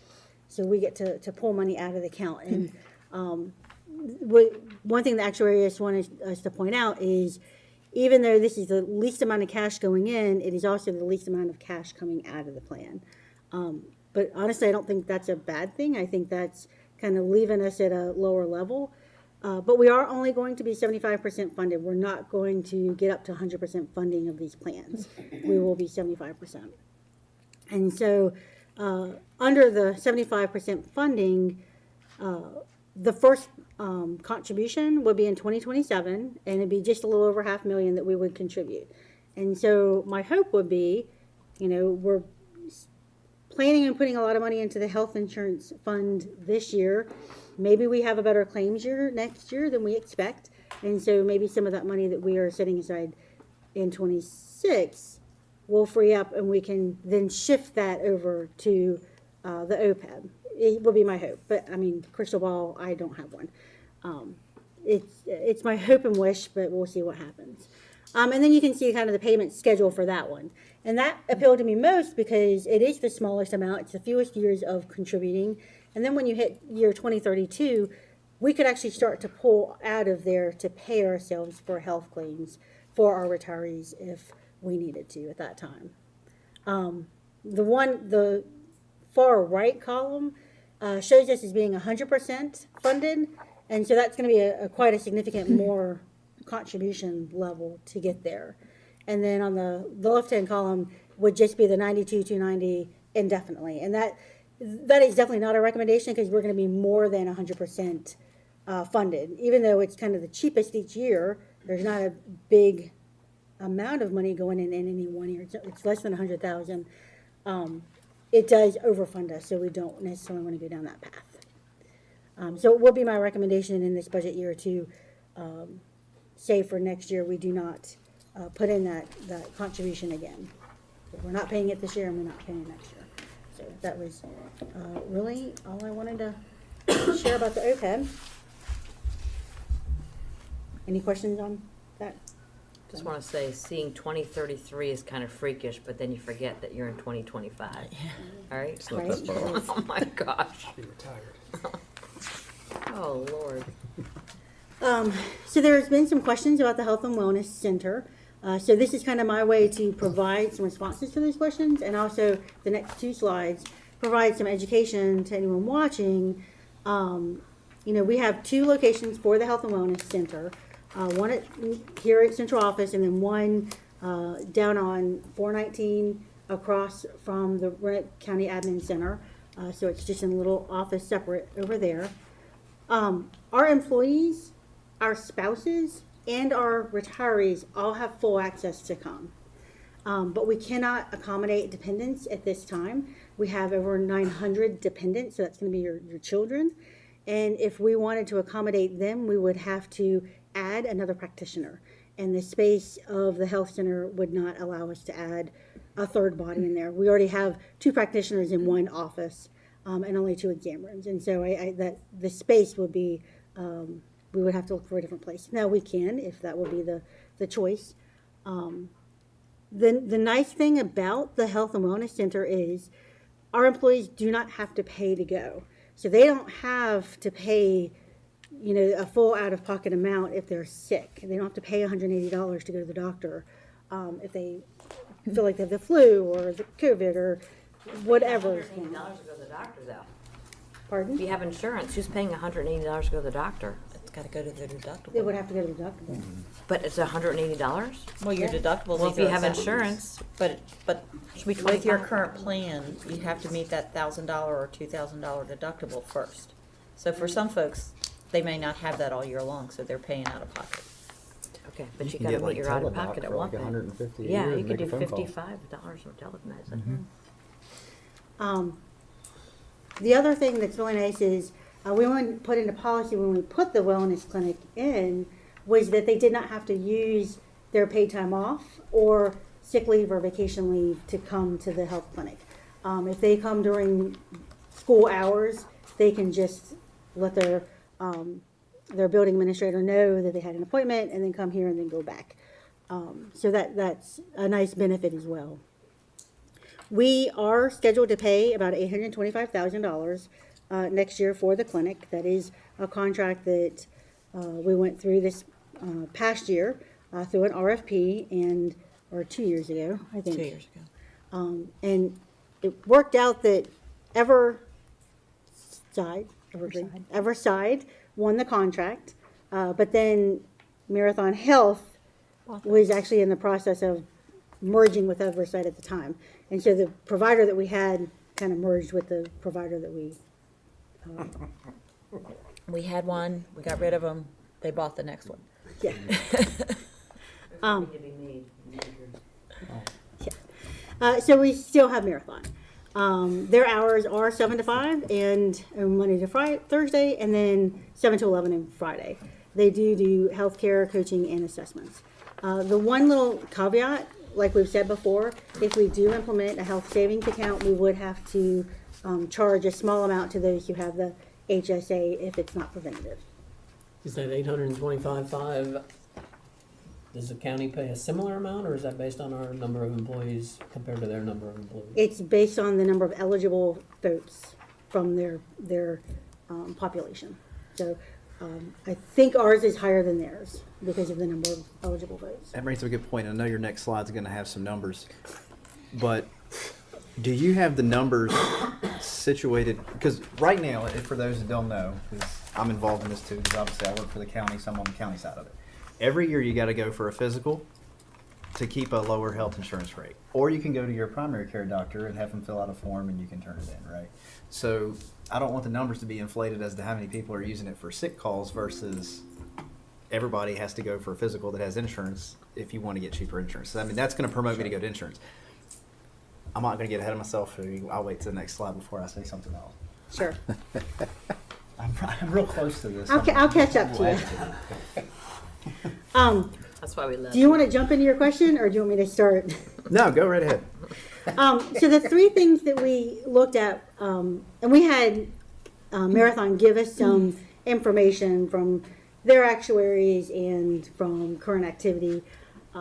with engagement, we do have 67.9% engagement overall, and that's through all members. Our engagement level for our employees is much higher. It's 81.7%, And I would assume because of physicals.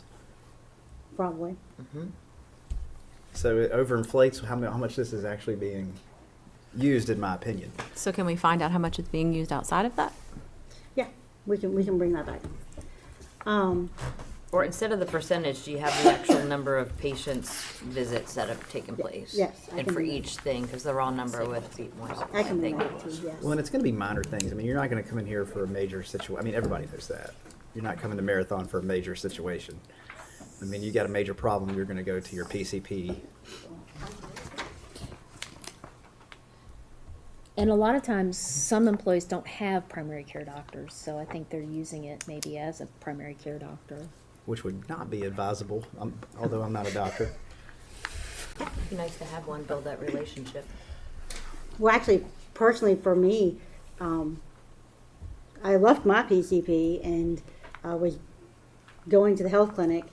Then when I went to a new PCP, she actually left and came here. So both of the ladies that I've seen are here now. So I have no PCP, I just have the ladies here. So I'm probably in the minority where I probably should have my own, but I don't. I just only go to the clinic, and they know me very well. And they know exactly what my habits are and when I'm bad, and they do a good job of letting me know, hey, are you on track? Do we need to meet up? They actually identified potential cancer in one of our employees Oh, in this I office. understand that. And Sitting right here. Yeah. And I understand that. I'm not knocking that it's not a beneficial thing, because it is. But when it comes down to, would I rather have Marathon for $825,000 around the corner, or would I be able to offer better health care for our employees at a cheaper price because we just have a convenience here that's costing us almost $1 million? Is that convenience worth $1 million that our employees are going to have to pay out of their paychecks for their health insurance? Because you got to have health insurance whether you're coming to Marathon or not. And if they diagnose you with something, you're not going to stay at Marathon. You're going to go to the hospital, to a doctor, and it's going to get treated there. So that's where I'm at with it. I understand it's a convenience. I understand it's right here in the building. People can just pop right over, but there are other methods of doing that. I just want to know, do our employees, however many, 81.7% of the employees that are engaging in this, they are paying for this. They are paying for it. Because we are having to take money out of our budget that we could be putting towards their health insurance or towards their pay raises to pay for this convenience. Sure. So, with that being said, it is not free. It's not a free $825,000. This $825,000 is being paid directly by the employees. So we need to know if it is worthwhile to pay that $825,000 or get rid of it and help people with their insurance that they got to pay for anyway, and it may take them 30 minutes longer to go to the doctor. I mean, that's just where I'm at with it. I mean, if everybody So understands. is this for all employees? This is, for everyone who has our health insurance. so the county and the jail. Yes, And so where's this, who's paying the $825,000? that's our portion. That's our portion. Okay. Is the 592,000 in savings our portion or total? That is a wild guess based off of, and I said approximately, and I can go back and firm this up a little bit more. They do have approximately 3,200 annual visits that they documented for me. A good chunk of them were for the 81.7% of our employees, we have, about 2,000 employees? Yes. 1,600 on health insurance. And about 2,000 with everybody? This is visits, not employees. So 2,300. This is visits, not employees. So it could be like if I went 3 or 4 times in a year. But I'm that's saying if we gonna had add. 81.7% of our employees and we have 2,300 employees, 81.7% of that is going to come off that 3,200 But it's visit. only out of the 1,600 that are in the plan. Okay, so there's 1,600 in the plan. So whatever 81.7% is subtracted from 3,200, you're going to get, then it would give you your actual visits that you had minus your physicals. You'd have to pull out the physicals, though. Well, I mean, 81%, But 0.7% you're, of the that's I- I employees. don't- assuming that everybody got a physical, and not everybody gets a physical through the clinic. Yeah, no. I don't think you can, I don't think you can put those two numbers Well, we just together. need to figure out how many medical visits were there versus how many physicals were I'll there. It bring should that be to you easy for them to next split time. that number for us. Yeah, I actually do have that, but, Well, and the recurring visits, so if you go quarterly versus biannually, and we have people who, get their allergy shots here.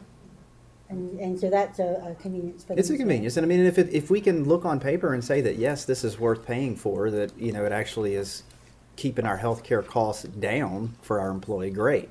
But if I wonder it's how many not, patients they see a day, those two nurse practitioners. Are they busy? Well, they see people Yeah. outside of this office too. They It's see really- people it's- from Outside the this jail, they office. see people from Oh, yes, it's anywhere the whole around. school, it's the It's whole pretty school busy. system, plus the county, plus the jail. Yeah, okay, And they do mostly see, our folks over here and then jail folks over here. okay. Can I There ask a aren't many, county folks. It would just be like public safety folks that are right next door. But from the Okay. schools, not just. How many other divisions offer that? It's common. Roanoke City has one. Is this something you Salem has can, Salem doesn't, I bet. Yeah, Salem They does. do. Salem does, yeah. is this something you can do outside of the county? Like, we could not offer it? I mean, isn't that gonna, because we're all in the same plan, right? And all their employees can come too. So is it something we can decide we're not gonna do? And how does that impact? We need to save money as an We individual. contracted it together this past time, and so it would probably affect them if we pulled out. It would affect the rates. But they implemented the clinic first, and then we kind of piggybacked off of them several years after it had been in operation. So they could renegotiate their contract or whatever for Okay. just their employee? That's what I was asking, like, is it an all or nothing? No, I don't think it. Yeah, it is. because they did it doesn't mean it's, Doesn't mean it's. yeah. And they may Right. not have looked at it So at a we- cost. I mean, they're not in the situation we are right now with Right. theirs, so they may not have taken a hard look at it. No. But $825,000 is a lot of money. Certainly a nice convenience, don't get me wrong, but if it's a Yeah. break even. I'm So it's not going sure. through McDonald's, but I don't do that every day. May I make one comment? I think what we've seen in entities that have a clinic is really the bullet points to point out here is it reduces visits to the ER or urgent care. So that's not going against your health insurance. So it may raise the cost of your claims. And then the chronic conditions, you know, if it can help manage blood pressure, diabetes, and weight management, those are kind of the roots of a lot of your high dollar claims. So if they can manage it better, you know, it's, these are kind of backed into numbers, the 391 employees improved and an estimate of $1.3 million avoided.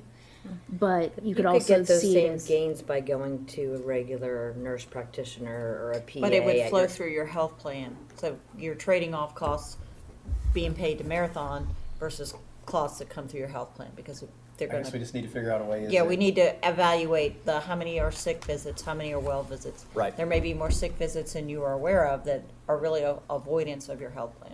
But if you have a metabolic disorder and you are going here, right, that's where a lot of these diseases are coming from is metabolic disorders right now, and your pharmaceutical costs. So are you telling me that every single person that walks in the door of this clinic is not paying a dime? Not a dime. So when they have to fill a pharmacy medication, They don't pay do money. pharmacy here at the clinic. They They do have to pharmacy. go to Okay. a pharmacy. If they have to do blood work, they're doing it here in the lab. And then do they have to pay for those labs? They don't. They're paying for it. They're just not paying for it out of their pocket. Right. You're paying for it one way or the other. It's Yeah. kind of like it's like taxes. Yeah. One way or another, you're paying for it. Anyway, more data I think would be helpful. Yeah, we'll work on that. I won't belabor the rest of these points, but they are out there, and I think you did a good job of pointing out the chronic conditions is really where I think they see the improvement, and really the ideology of the two ladies that are back there is to hone in on those chronic conditions. So dental insurance, no changes from last year. We're fully insured. We're in the consortium with the county, the jail, the city of Roanoke. We have the contract with Delta, and there have been no changes.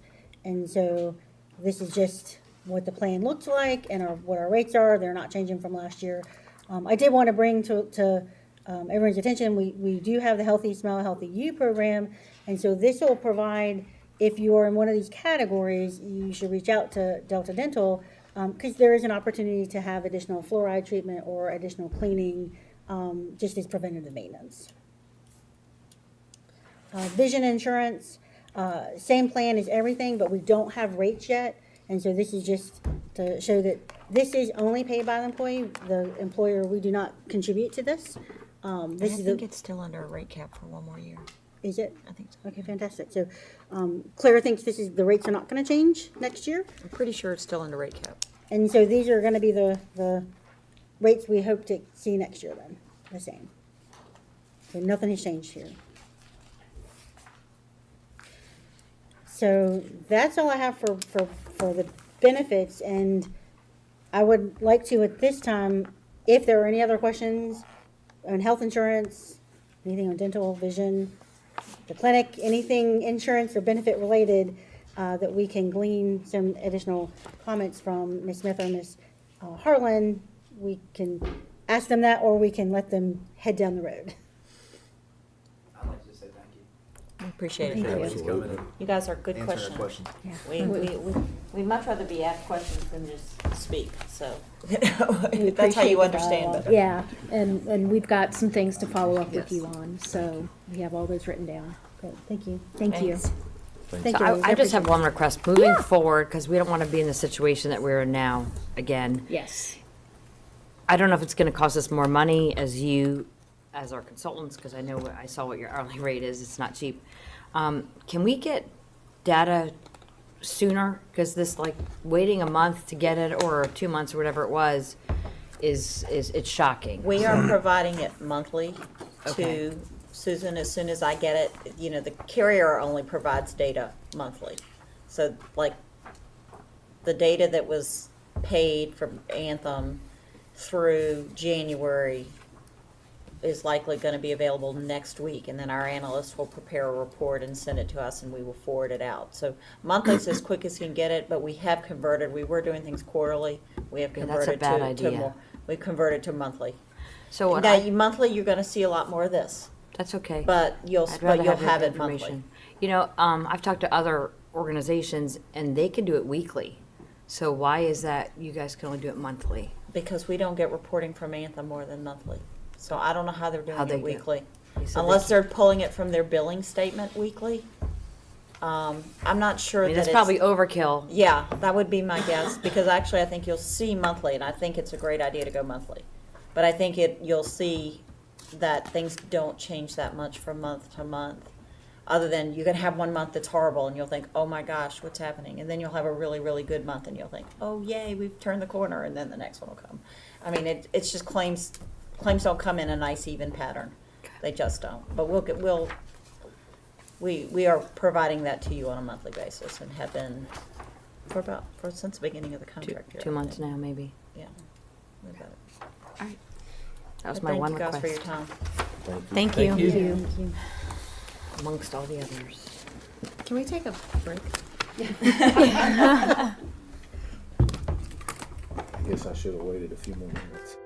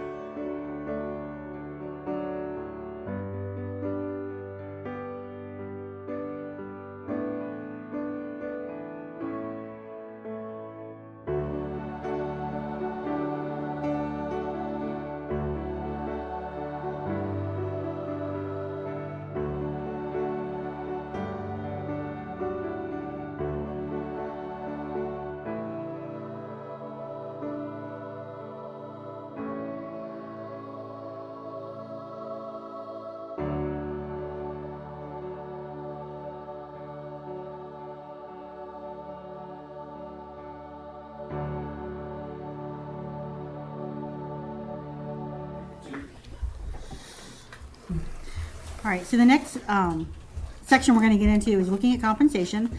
We'll look at the raise options for this next year, the teacher skill comparison with our neighbors to see kind of where are we sitting. We haven't looked at this for a little bit. And then we'll look at the bonus that the House and Senate have put forth as an option during the crossover budgets. So this first slide has a lot going on. Let me walk you through kind of the bits and pieces so you can read it. Going from top to bottom, we've got the general fund totals, and then we have each of our grants, the grant fund total, and then the nutrition fund, and then our total payroll. All of this payroll includes compensation, VRS, and FICA. It excludes any health insurance because we deal with that separately, right? And so going from left to right, we start with what our current year budget is, and then we get all of the positions for next year, and we run it through baseline. So we run it through the program to see where do we stand exactly like we are for next year. And what we do is we have, I think, 56 folks who have already let us know that they are leaving the division. And so we take their position and we move it from wherever they are on the pay scale to midpoint. That is a $1.5 million lapse that we carve out. So we just go ahead and budget them where we would expect to get them. Now we may have more lapse because if we set a teacher position at midpoint and then we hire a first year teacher, we're going to still have lapse in there, but we would not want to ever go down to the bottom. We want to have it kind of in the midpoint because you're going to have some that have more experience and some that have less experience. And so that's what that first kind of purple box is showing you. The next purple box is taking the baseline, and if we give one step, and so it costs $2 million to give a step to all of our employees. That is a 1.6% increase in their payroll because we have built that into our skills. And so if you add A and B, the two yellow numbers, the 1.4 and the 2 million, it will cost us $607,970 to give a one-step increase. Let's go a step further and try and get up to 3%, which I think is going to be common. So then we ran an additional scale shift of 1.5%. So that's going to cost another $2 million. So if you add the 607 to the 2,084,658, we end up with only needing 2.7 million to be able to give a 3.1% raise. So that's the 1.6% and the 1.5%. So that's kind of what this lays out for you, is how much that would cost. Any questions or thoughts? So the next page you have just shares with you, we pulled all of our neighbors, and in red in the middle, you have our teacher, this is pay scale and for our teachers, and comparing them with the neighbors. And you'll see the step that they're on to begin with, the midpoint of their step, and then the step at the end of the top of their scale. And then I've kind of ranked us, I kind of sorted them to see, you know, at the start of the scale, we're fourth, at the midpoint, we're third, and then by the end, we end up being about fifth compared to our neighbors. And you can see the differential in their steps as well. And some of them, like Montgomery County, will go like 2 and 3 steps before they even give a raise. It's the same amount. So there are different intricacies in there. That's why not all of them lay out exactly the same.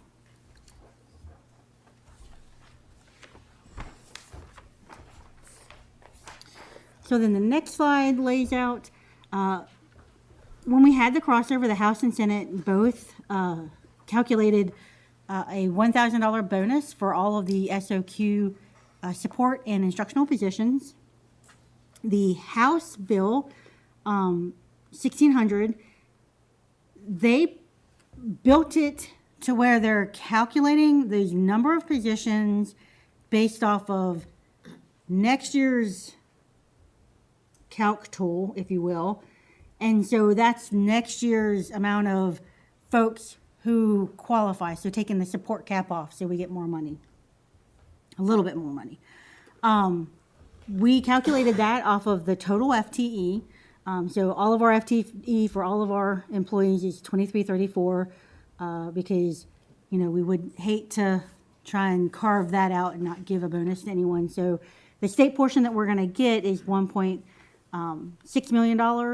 And if we did give a $1,000 bonus to all employees to compensate so that no one was left out, it would cost $931,503 from local funding. The Senate, on the other side, instead of giving the bonus in September using next year's information, they're looking to pay the bonus in the current year. And so when we calculated this, we only pulled in the total FTE that are filled at this point, because we do have open positions. So we're not going to calculate an estimated bonus on the open positions. So the amount here is a little bit less of our local money that would go towards it. And then just a reminder, when we give a $1,000 bonus, that is not what employees see in their paycheck, in their checking accounts. The IRS does require a 35.4% tax rate, and so this would end up being a $646 cash in their pocket. I always like to clarify that so that folks understand. This is not part of the governor's budget. This is part of the House bill and the Senate bill, and so it would be subject to, line item strike by the governor if when they get to the final negotiations. Moving on to department updates, we'll just kind of run through the list again. The baseline budget changes. So the next several slides are the ones that we've already looked at, and I've filled in more numbers. The highlights are the changes. We've moved some funds from the HR to the CTE Center for some overnight stipends that we just need to get them out in the right place for who needs to be overseeing the stipend. So that was $15,000 difference from what you had before. So that's not a really impact. So one thing I did want to make you aware, so the Northside High turf replacement, I found out today, like hours before coming in here, so I haven't even shared this with Dr. Nicely. The county has let me know that they are going to contribute their portion of the $25,000 for the Northside High replacement. So we will get. Is that typical to do that? Mm-hmm. Yeah, they give us $75,000 for the other three, and so I asked them if they would give us the $25,000 for the last one. Okay, I was unaware of that. Yes, they use them too. And so the other couple items down here, I've got the health insurance operating costs. So right now I'm estimating about $975 on there. I mean, these are all very fluid numbers as we work through the insurance issues. And then a 2% margin for health insurance between $421 and $498 right now. It's kind of all estimates. So under the HR, we've got a total for one step raise, the 607, and I meant to put an either or, and the total for a full 3.1% raise would be 2.6. That is an either or. It's either 607,970 or it's the 2.7 million. They don't add together. And then the one-time bonus, we only put this in here for the House bill that would pay it in September. We would not need to budget this for the Senate bill that's paid in June because it'll already be out of our coffers. The extended employee work plan for the number of folks who joined that and participated in that this year, we're going to have to increase that line item by about $20,000. How many hours do we allow them to cash in? I'm sorry, the question, How many hours are they allowed to cash in? depends on their contract when they retire from us, but a teacher, 32 days 32 days. per year. The next item, Mr. Bradshaw has looked at all the positions that we have, and he's compared all the staffing in all the schools that we require, and he thinks that we have 2 additional teacher positions that that are open right now. They're not filled by anyone. They're just sitting in here holding laps that he could release and help to fund the pay time off payout line. He wants to add that as a line item here, which at the last meeting I shared is a concern for us going forward, of just how many folks are going to cash out their PTO and how much do we have in the budget for that. Touching back on that, Jim, is that PTO like for a working teacher, they can cash in 32 a year? No, you were talking about 2 different things. Okay, so that's what I'm. EWIP, I'm sorry, 'cause we were on the retirement line. Right. So no, a teacher, depending on how many days they actually have accrued, depends on how many days they can cash out. So it's anywhere from 5 all the way up to 50, depending on how many PTO days they have. So somebody who's overturned 50 PTOs they've got banked, they could cash out up to 50. Because if you remember, when you retire, the max that you can retire and cash out is 250. Okay. So that's why we have that. But it depends on where they are in there, it depends on how many they cash out. Is that hitting our budget hard year to year? Not from the retirees, but from the working No, folks? we haven't done it yet. This is I the don't first- think it's going to, and we're actually looking at making a slight change to it, which I'll bring in policy for next time, to bring up to actually move the date that we possibly pay it out, which will eliminate all this guesswork about how much it truly is gonna be for our end of the year. But I don't see it. I just feel like that it's something that's a great benefit for employees, and I was trying to offset some of the costs, so looking at our staffing numbers, I feel comfortable we could move that. It would just help so we don't have this stress. So you're if saying the you will. 150 offsets the 250? It's I'm helping- sorry, You're sorry. saying the 150,000 is going to help Yeah, to partially. Right offset? now, we have 86 or something in that Right. pot of money, so I was able to free up 150, which I'm requesting to put 250 in there total. So it just about washes what we already have budgeted in there, within 15,000 or 13,000, whatever the case may be.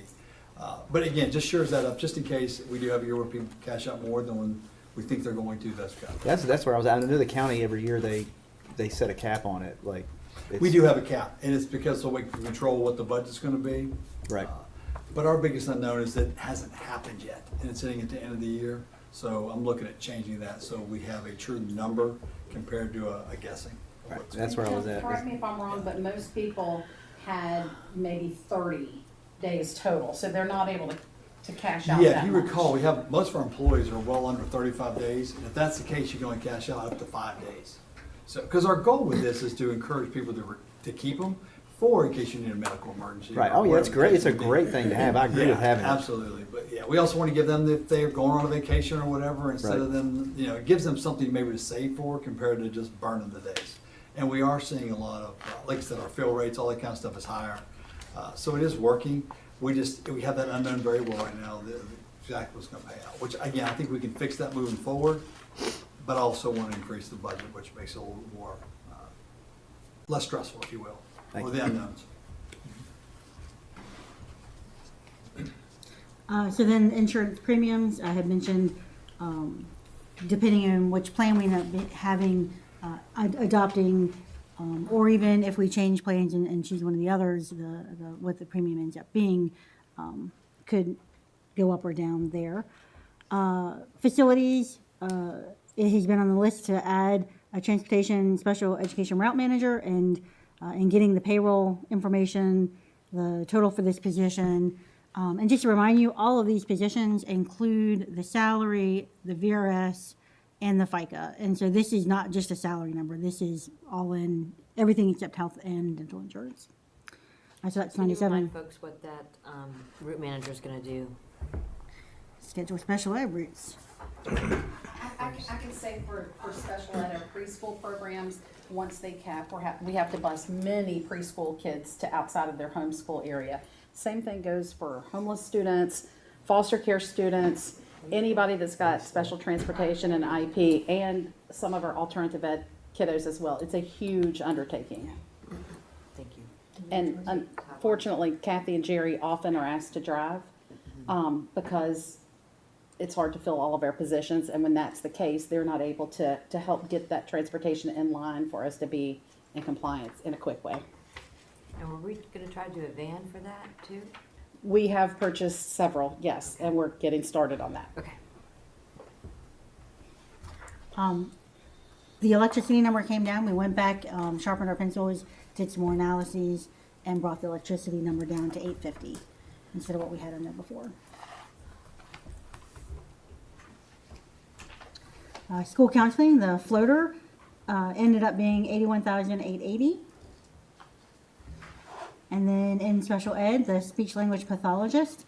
So this is, as I mentioned last time, this is a speech pathologist that would be for our private day students. The total pay for this person will be 86,000. We would create our rates with CSA and get paid back from CSA for this position for break even at least. So moving on. Really not spending 86,000 to get on that. Correct. And then all the rest are the same as what we showed before.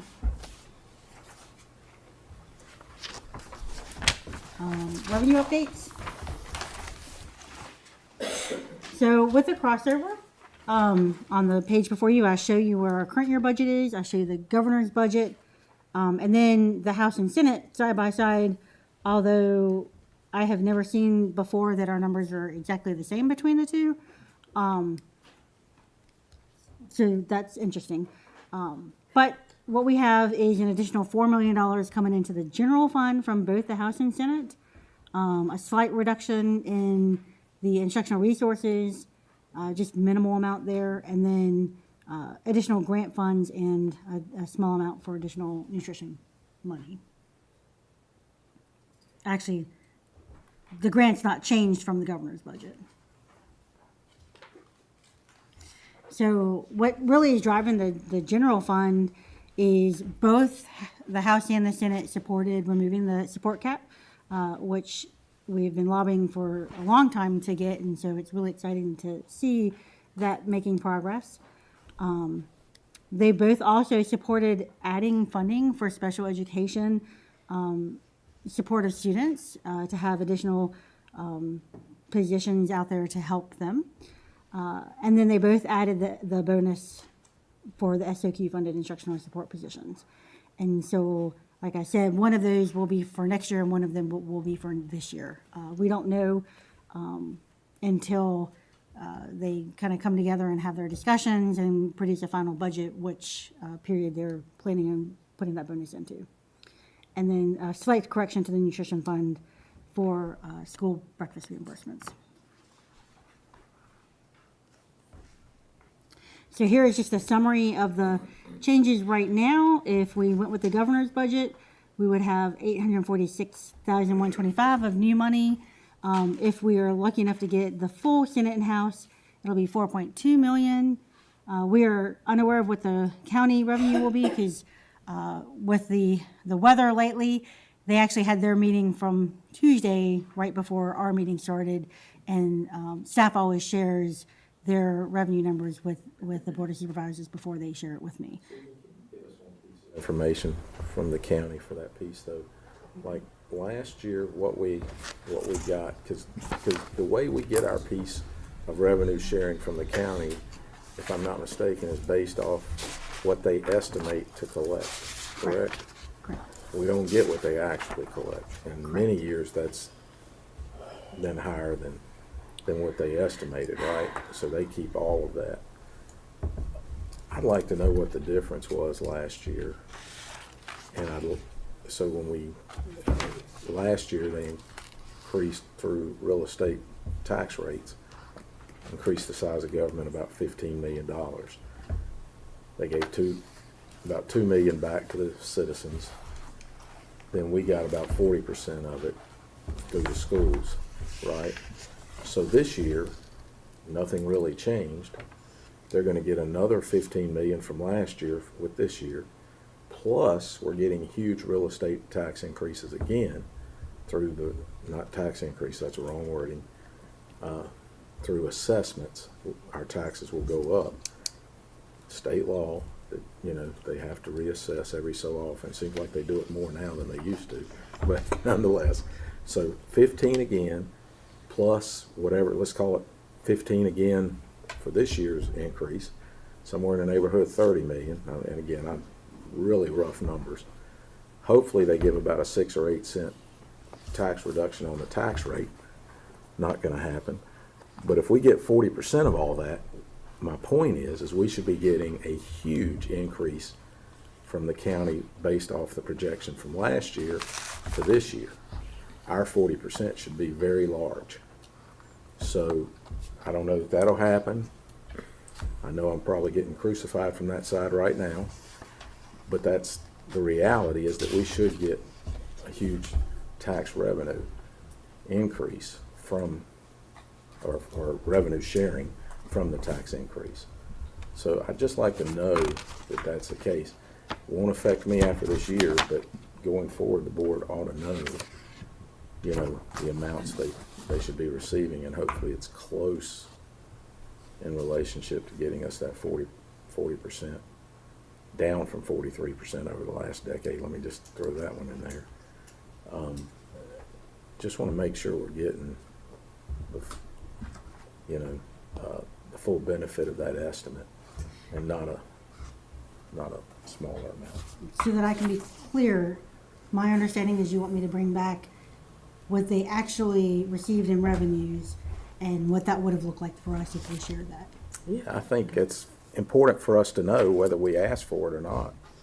It's important for us to know that we're getting, you know, because we're just going off the estimates of the 40%, right? And to see what we get, maybe even the last couple of years, to see what the actual revenues were, and just see where we're at with that. Sure. The estimate, I mean, I'll pull it up from budget from last year. So originally, based on the projection, like you said, originally we were supposed to get 6.9 million in additional local revenue. In May, it got adjusted down to 6,061,000. I don't know if that was a tax rate adjustment, or I forget what that was. But that was the projection. That's right. It did go down. You're right. It did go down last year. But my guess is we collected more than, so all this to say, I want to, you know, we've been squeezed quite a bit, and they're very generous at the same time, but we ought to be getting our true 40%. We ought to be getting 43%, but, you know, the 40% that we now get, we just need to make sure that if, you know, the estimates are much lower, I'd like to bring that to light, so that, and they may not be, I don't know that. Let me just preface that, but it'd be nice to know, to have that as ammunition for when, you know, one of them asks, how are we gonna keep our pay rates in line with localities around us? Well, I think you've demonstrated that we're doing a pretty good job of that. But again, to go back to comments earlier, you know, we have to do what we have to do to keep us in that pay range. And so these are things we need to look at to make sure we're getting the revenue we deserve. Sure. Just a couple of adding informational items about that topic. So I guess from the county's perspective, they don't make us share, they don't share with us when they have a surplus, but they also don't make us share back when they have negative revenue. Right? When did they have a deficit? I don't know when that's been, but that's what they've always told me. That's them. And I will say that there was one year that they did share in their, so right after COVID. That was probably a big year. That was one big year, and they did share, because everybody slashed their revenues and slashed their expenses. I think it was 2021. So then after that year ended, everybody had a huge surplus, and they did share a portion of their excess revenue with us that one. But we were also getting all kinds of COVID funds from everyone, you know, to help with that too. So A lot of free money out there to go. right, we had free money everywhere. Paying for it now. We're digressing. Thank you, inflation. When do you anticipate the county revenue number to come in? Tomorrow? Yes. Yeah, I expect them to share that with me in the next couple of days. Should be a huge increase. I have an idea of where I think it's going to be, but I would rather not say that out loud. Yeah, no, that's fine. Because it's not going to be right, because Susan? it's something I came up with. Would you mind, just for the public, to explain the removal of the support cap? So back in the recessionary time period, the state government they come up, the way that they fund the school divisions, they say, this is the number of positions based on your ADM that you should have for support positions. And back in the day, they put a kind of a false cap on that, and it limited how much money that they gave us for those number of positions. So those could be positions like instructional assistants, assistant principals, anything sort of in that category. Yeah. All related to your SOQs. And so And- now, this bill has passed, and it's removed that support cap, which is a big win. It is, yes. If it gets passed. If it, yeah, Right. but it like, made it through, what, subcommittee, and then and now it's Right. crossed over? Yeah. Yeah, we need the governor to sign it, which I don't doubt he will. So that's a huge help to That- school divisions all throughout the state of Virginia. It would be. And the other thing though to keep in mind is it's not going to fully fund everything because every school division has to have more staff on hand than what the SOQs call for right now. And so it's a huge help. We want it, but we're not going to be fully there yet. I forgot to highlight this one. So near the bottom, we've got some National Forest grant reserves that we're going to move that grant into the grant fund. The last couple of years, we've gotten it, we've recognized it in the grant fund. And then preschool employee tuition, just with the numbers of VPI slots that we have and the number of special education slots we have, because our preschools include all three of those populations. It includes special education, the Virginia Preschool Initiative, and any employee children who, if there's a space for them. And so it's a mixed preschool at all of our schools. But the number of needs from the VPI and the special ed have kind of squeaked out our employee opportunities. And so that's a reduction in revenue just based off of space. And then at the very bottom, I kind of carved out so you can see what the new revenue is that would be usable, and then the two revenues that would kind of offset expenses. The change, so you see the CSA expense down here, or revenue down here. So that's a summary of our revenue changes. So then, as part of this process, also annually, we do have to present to the school board student fees, and then you have to approve them. I've built this into our budgeting process so that we can just take care of it all at one time. And just to remind everyone, all fees, if a student is economically disadvantaged, they can apply for a waiver, and so that is always out there. They just need to reach out to their principal. The items that are highlighted in yellow are the ones with slight increases. So you'll see the PE shirt and shorts, some adult education classes, the AP test fees,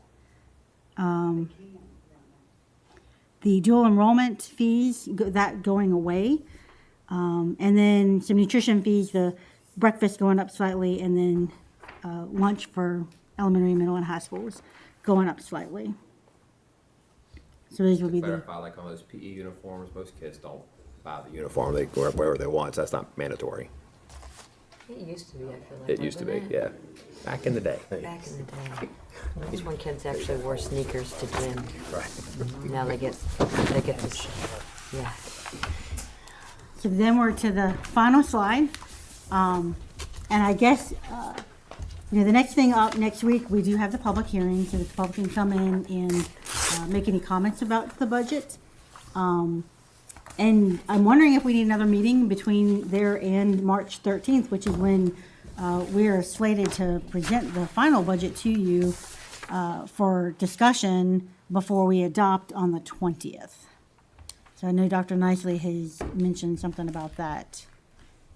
I kind of feel like, especially with all these health insurance option questions, that I think we want Claire and Carrie to come back, and we'll probably want to schedule another one, but we'll work that out with you guys. Yeah, that and the missing piece on the county.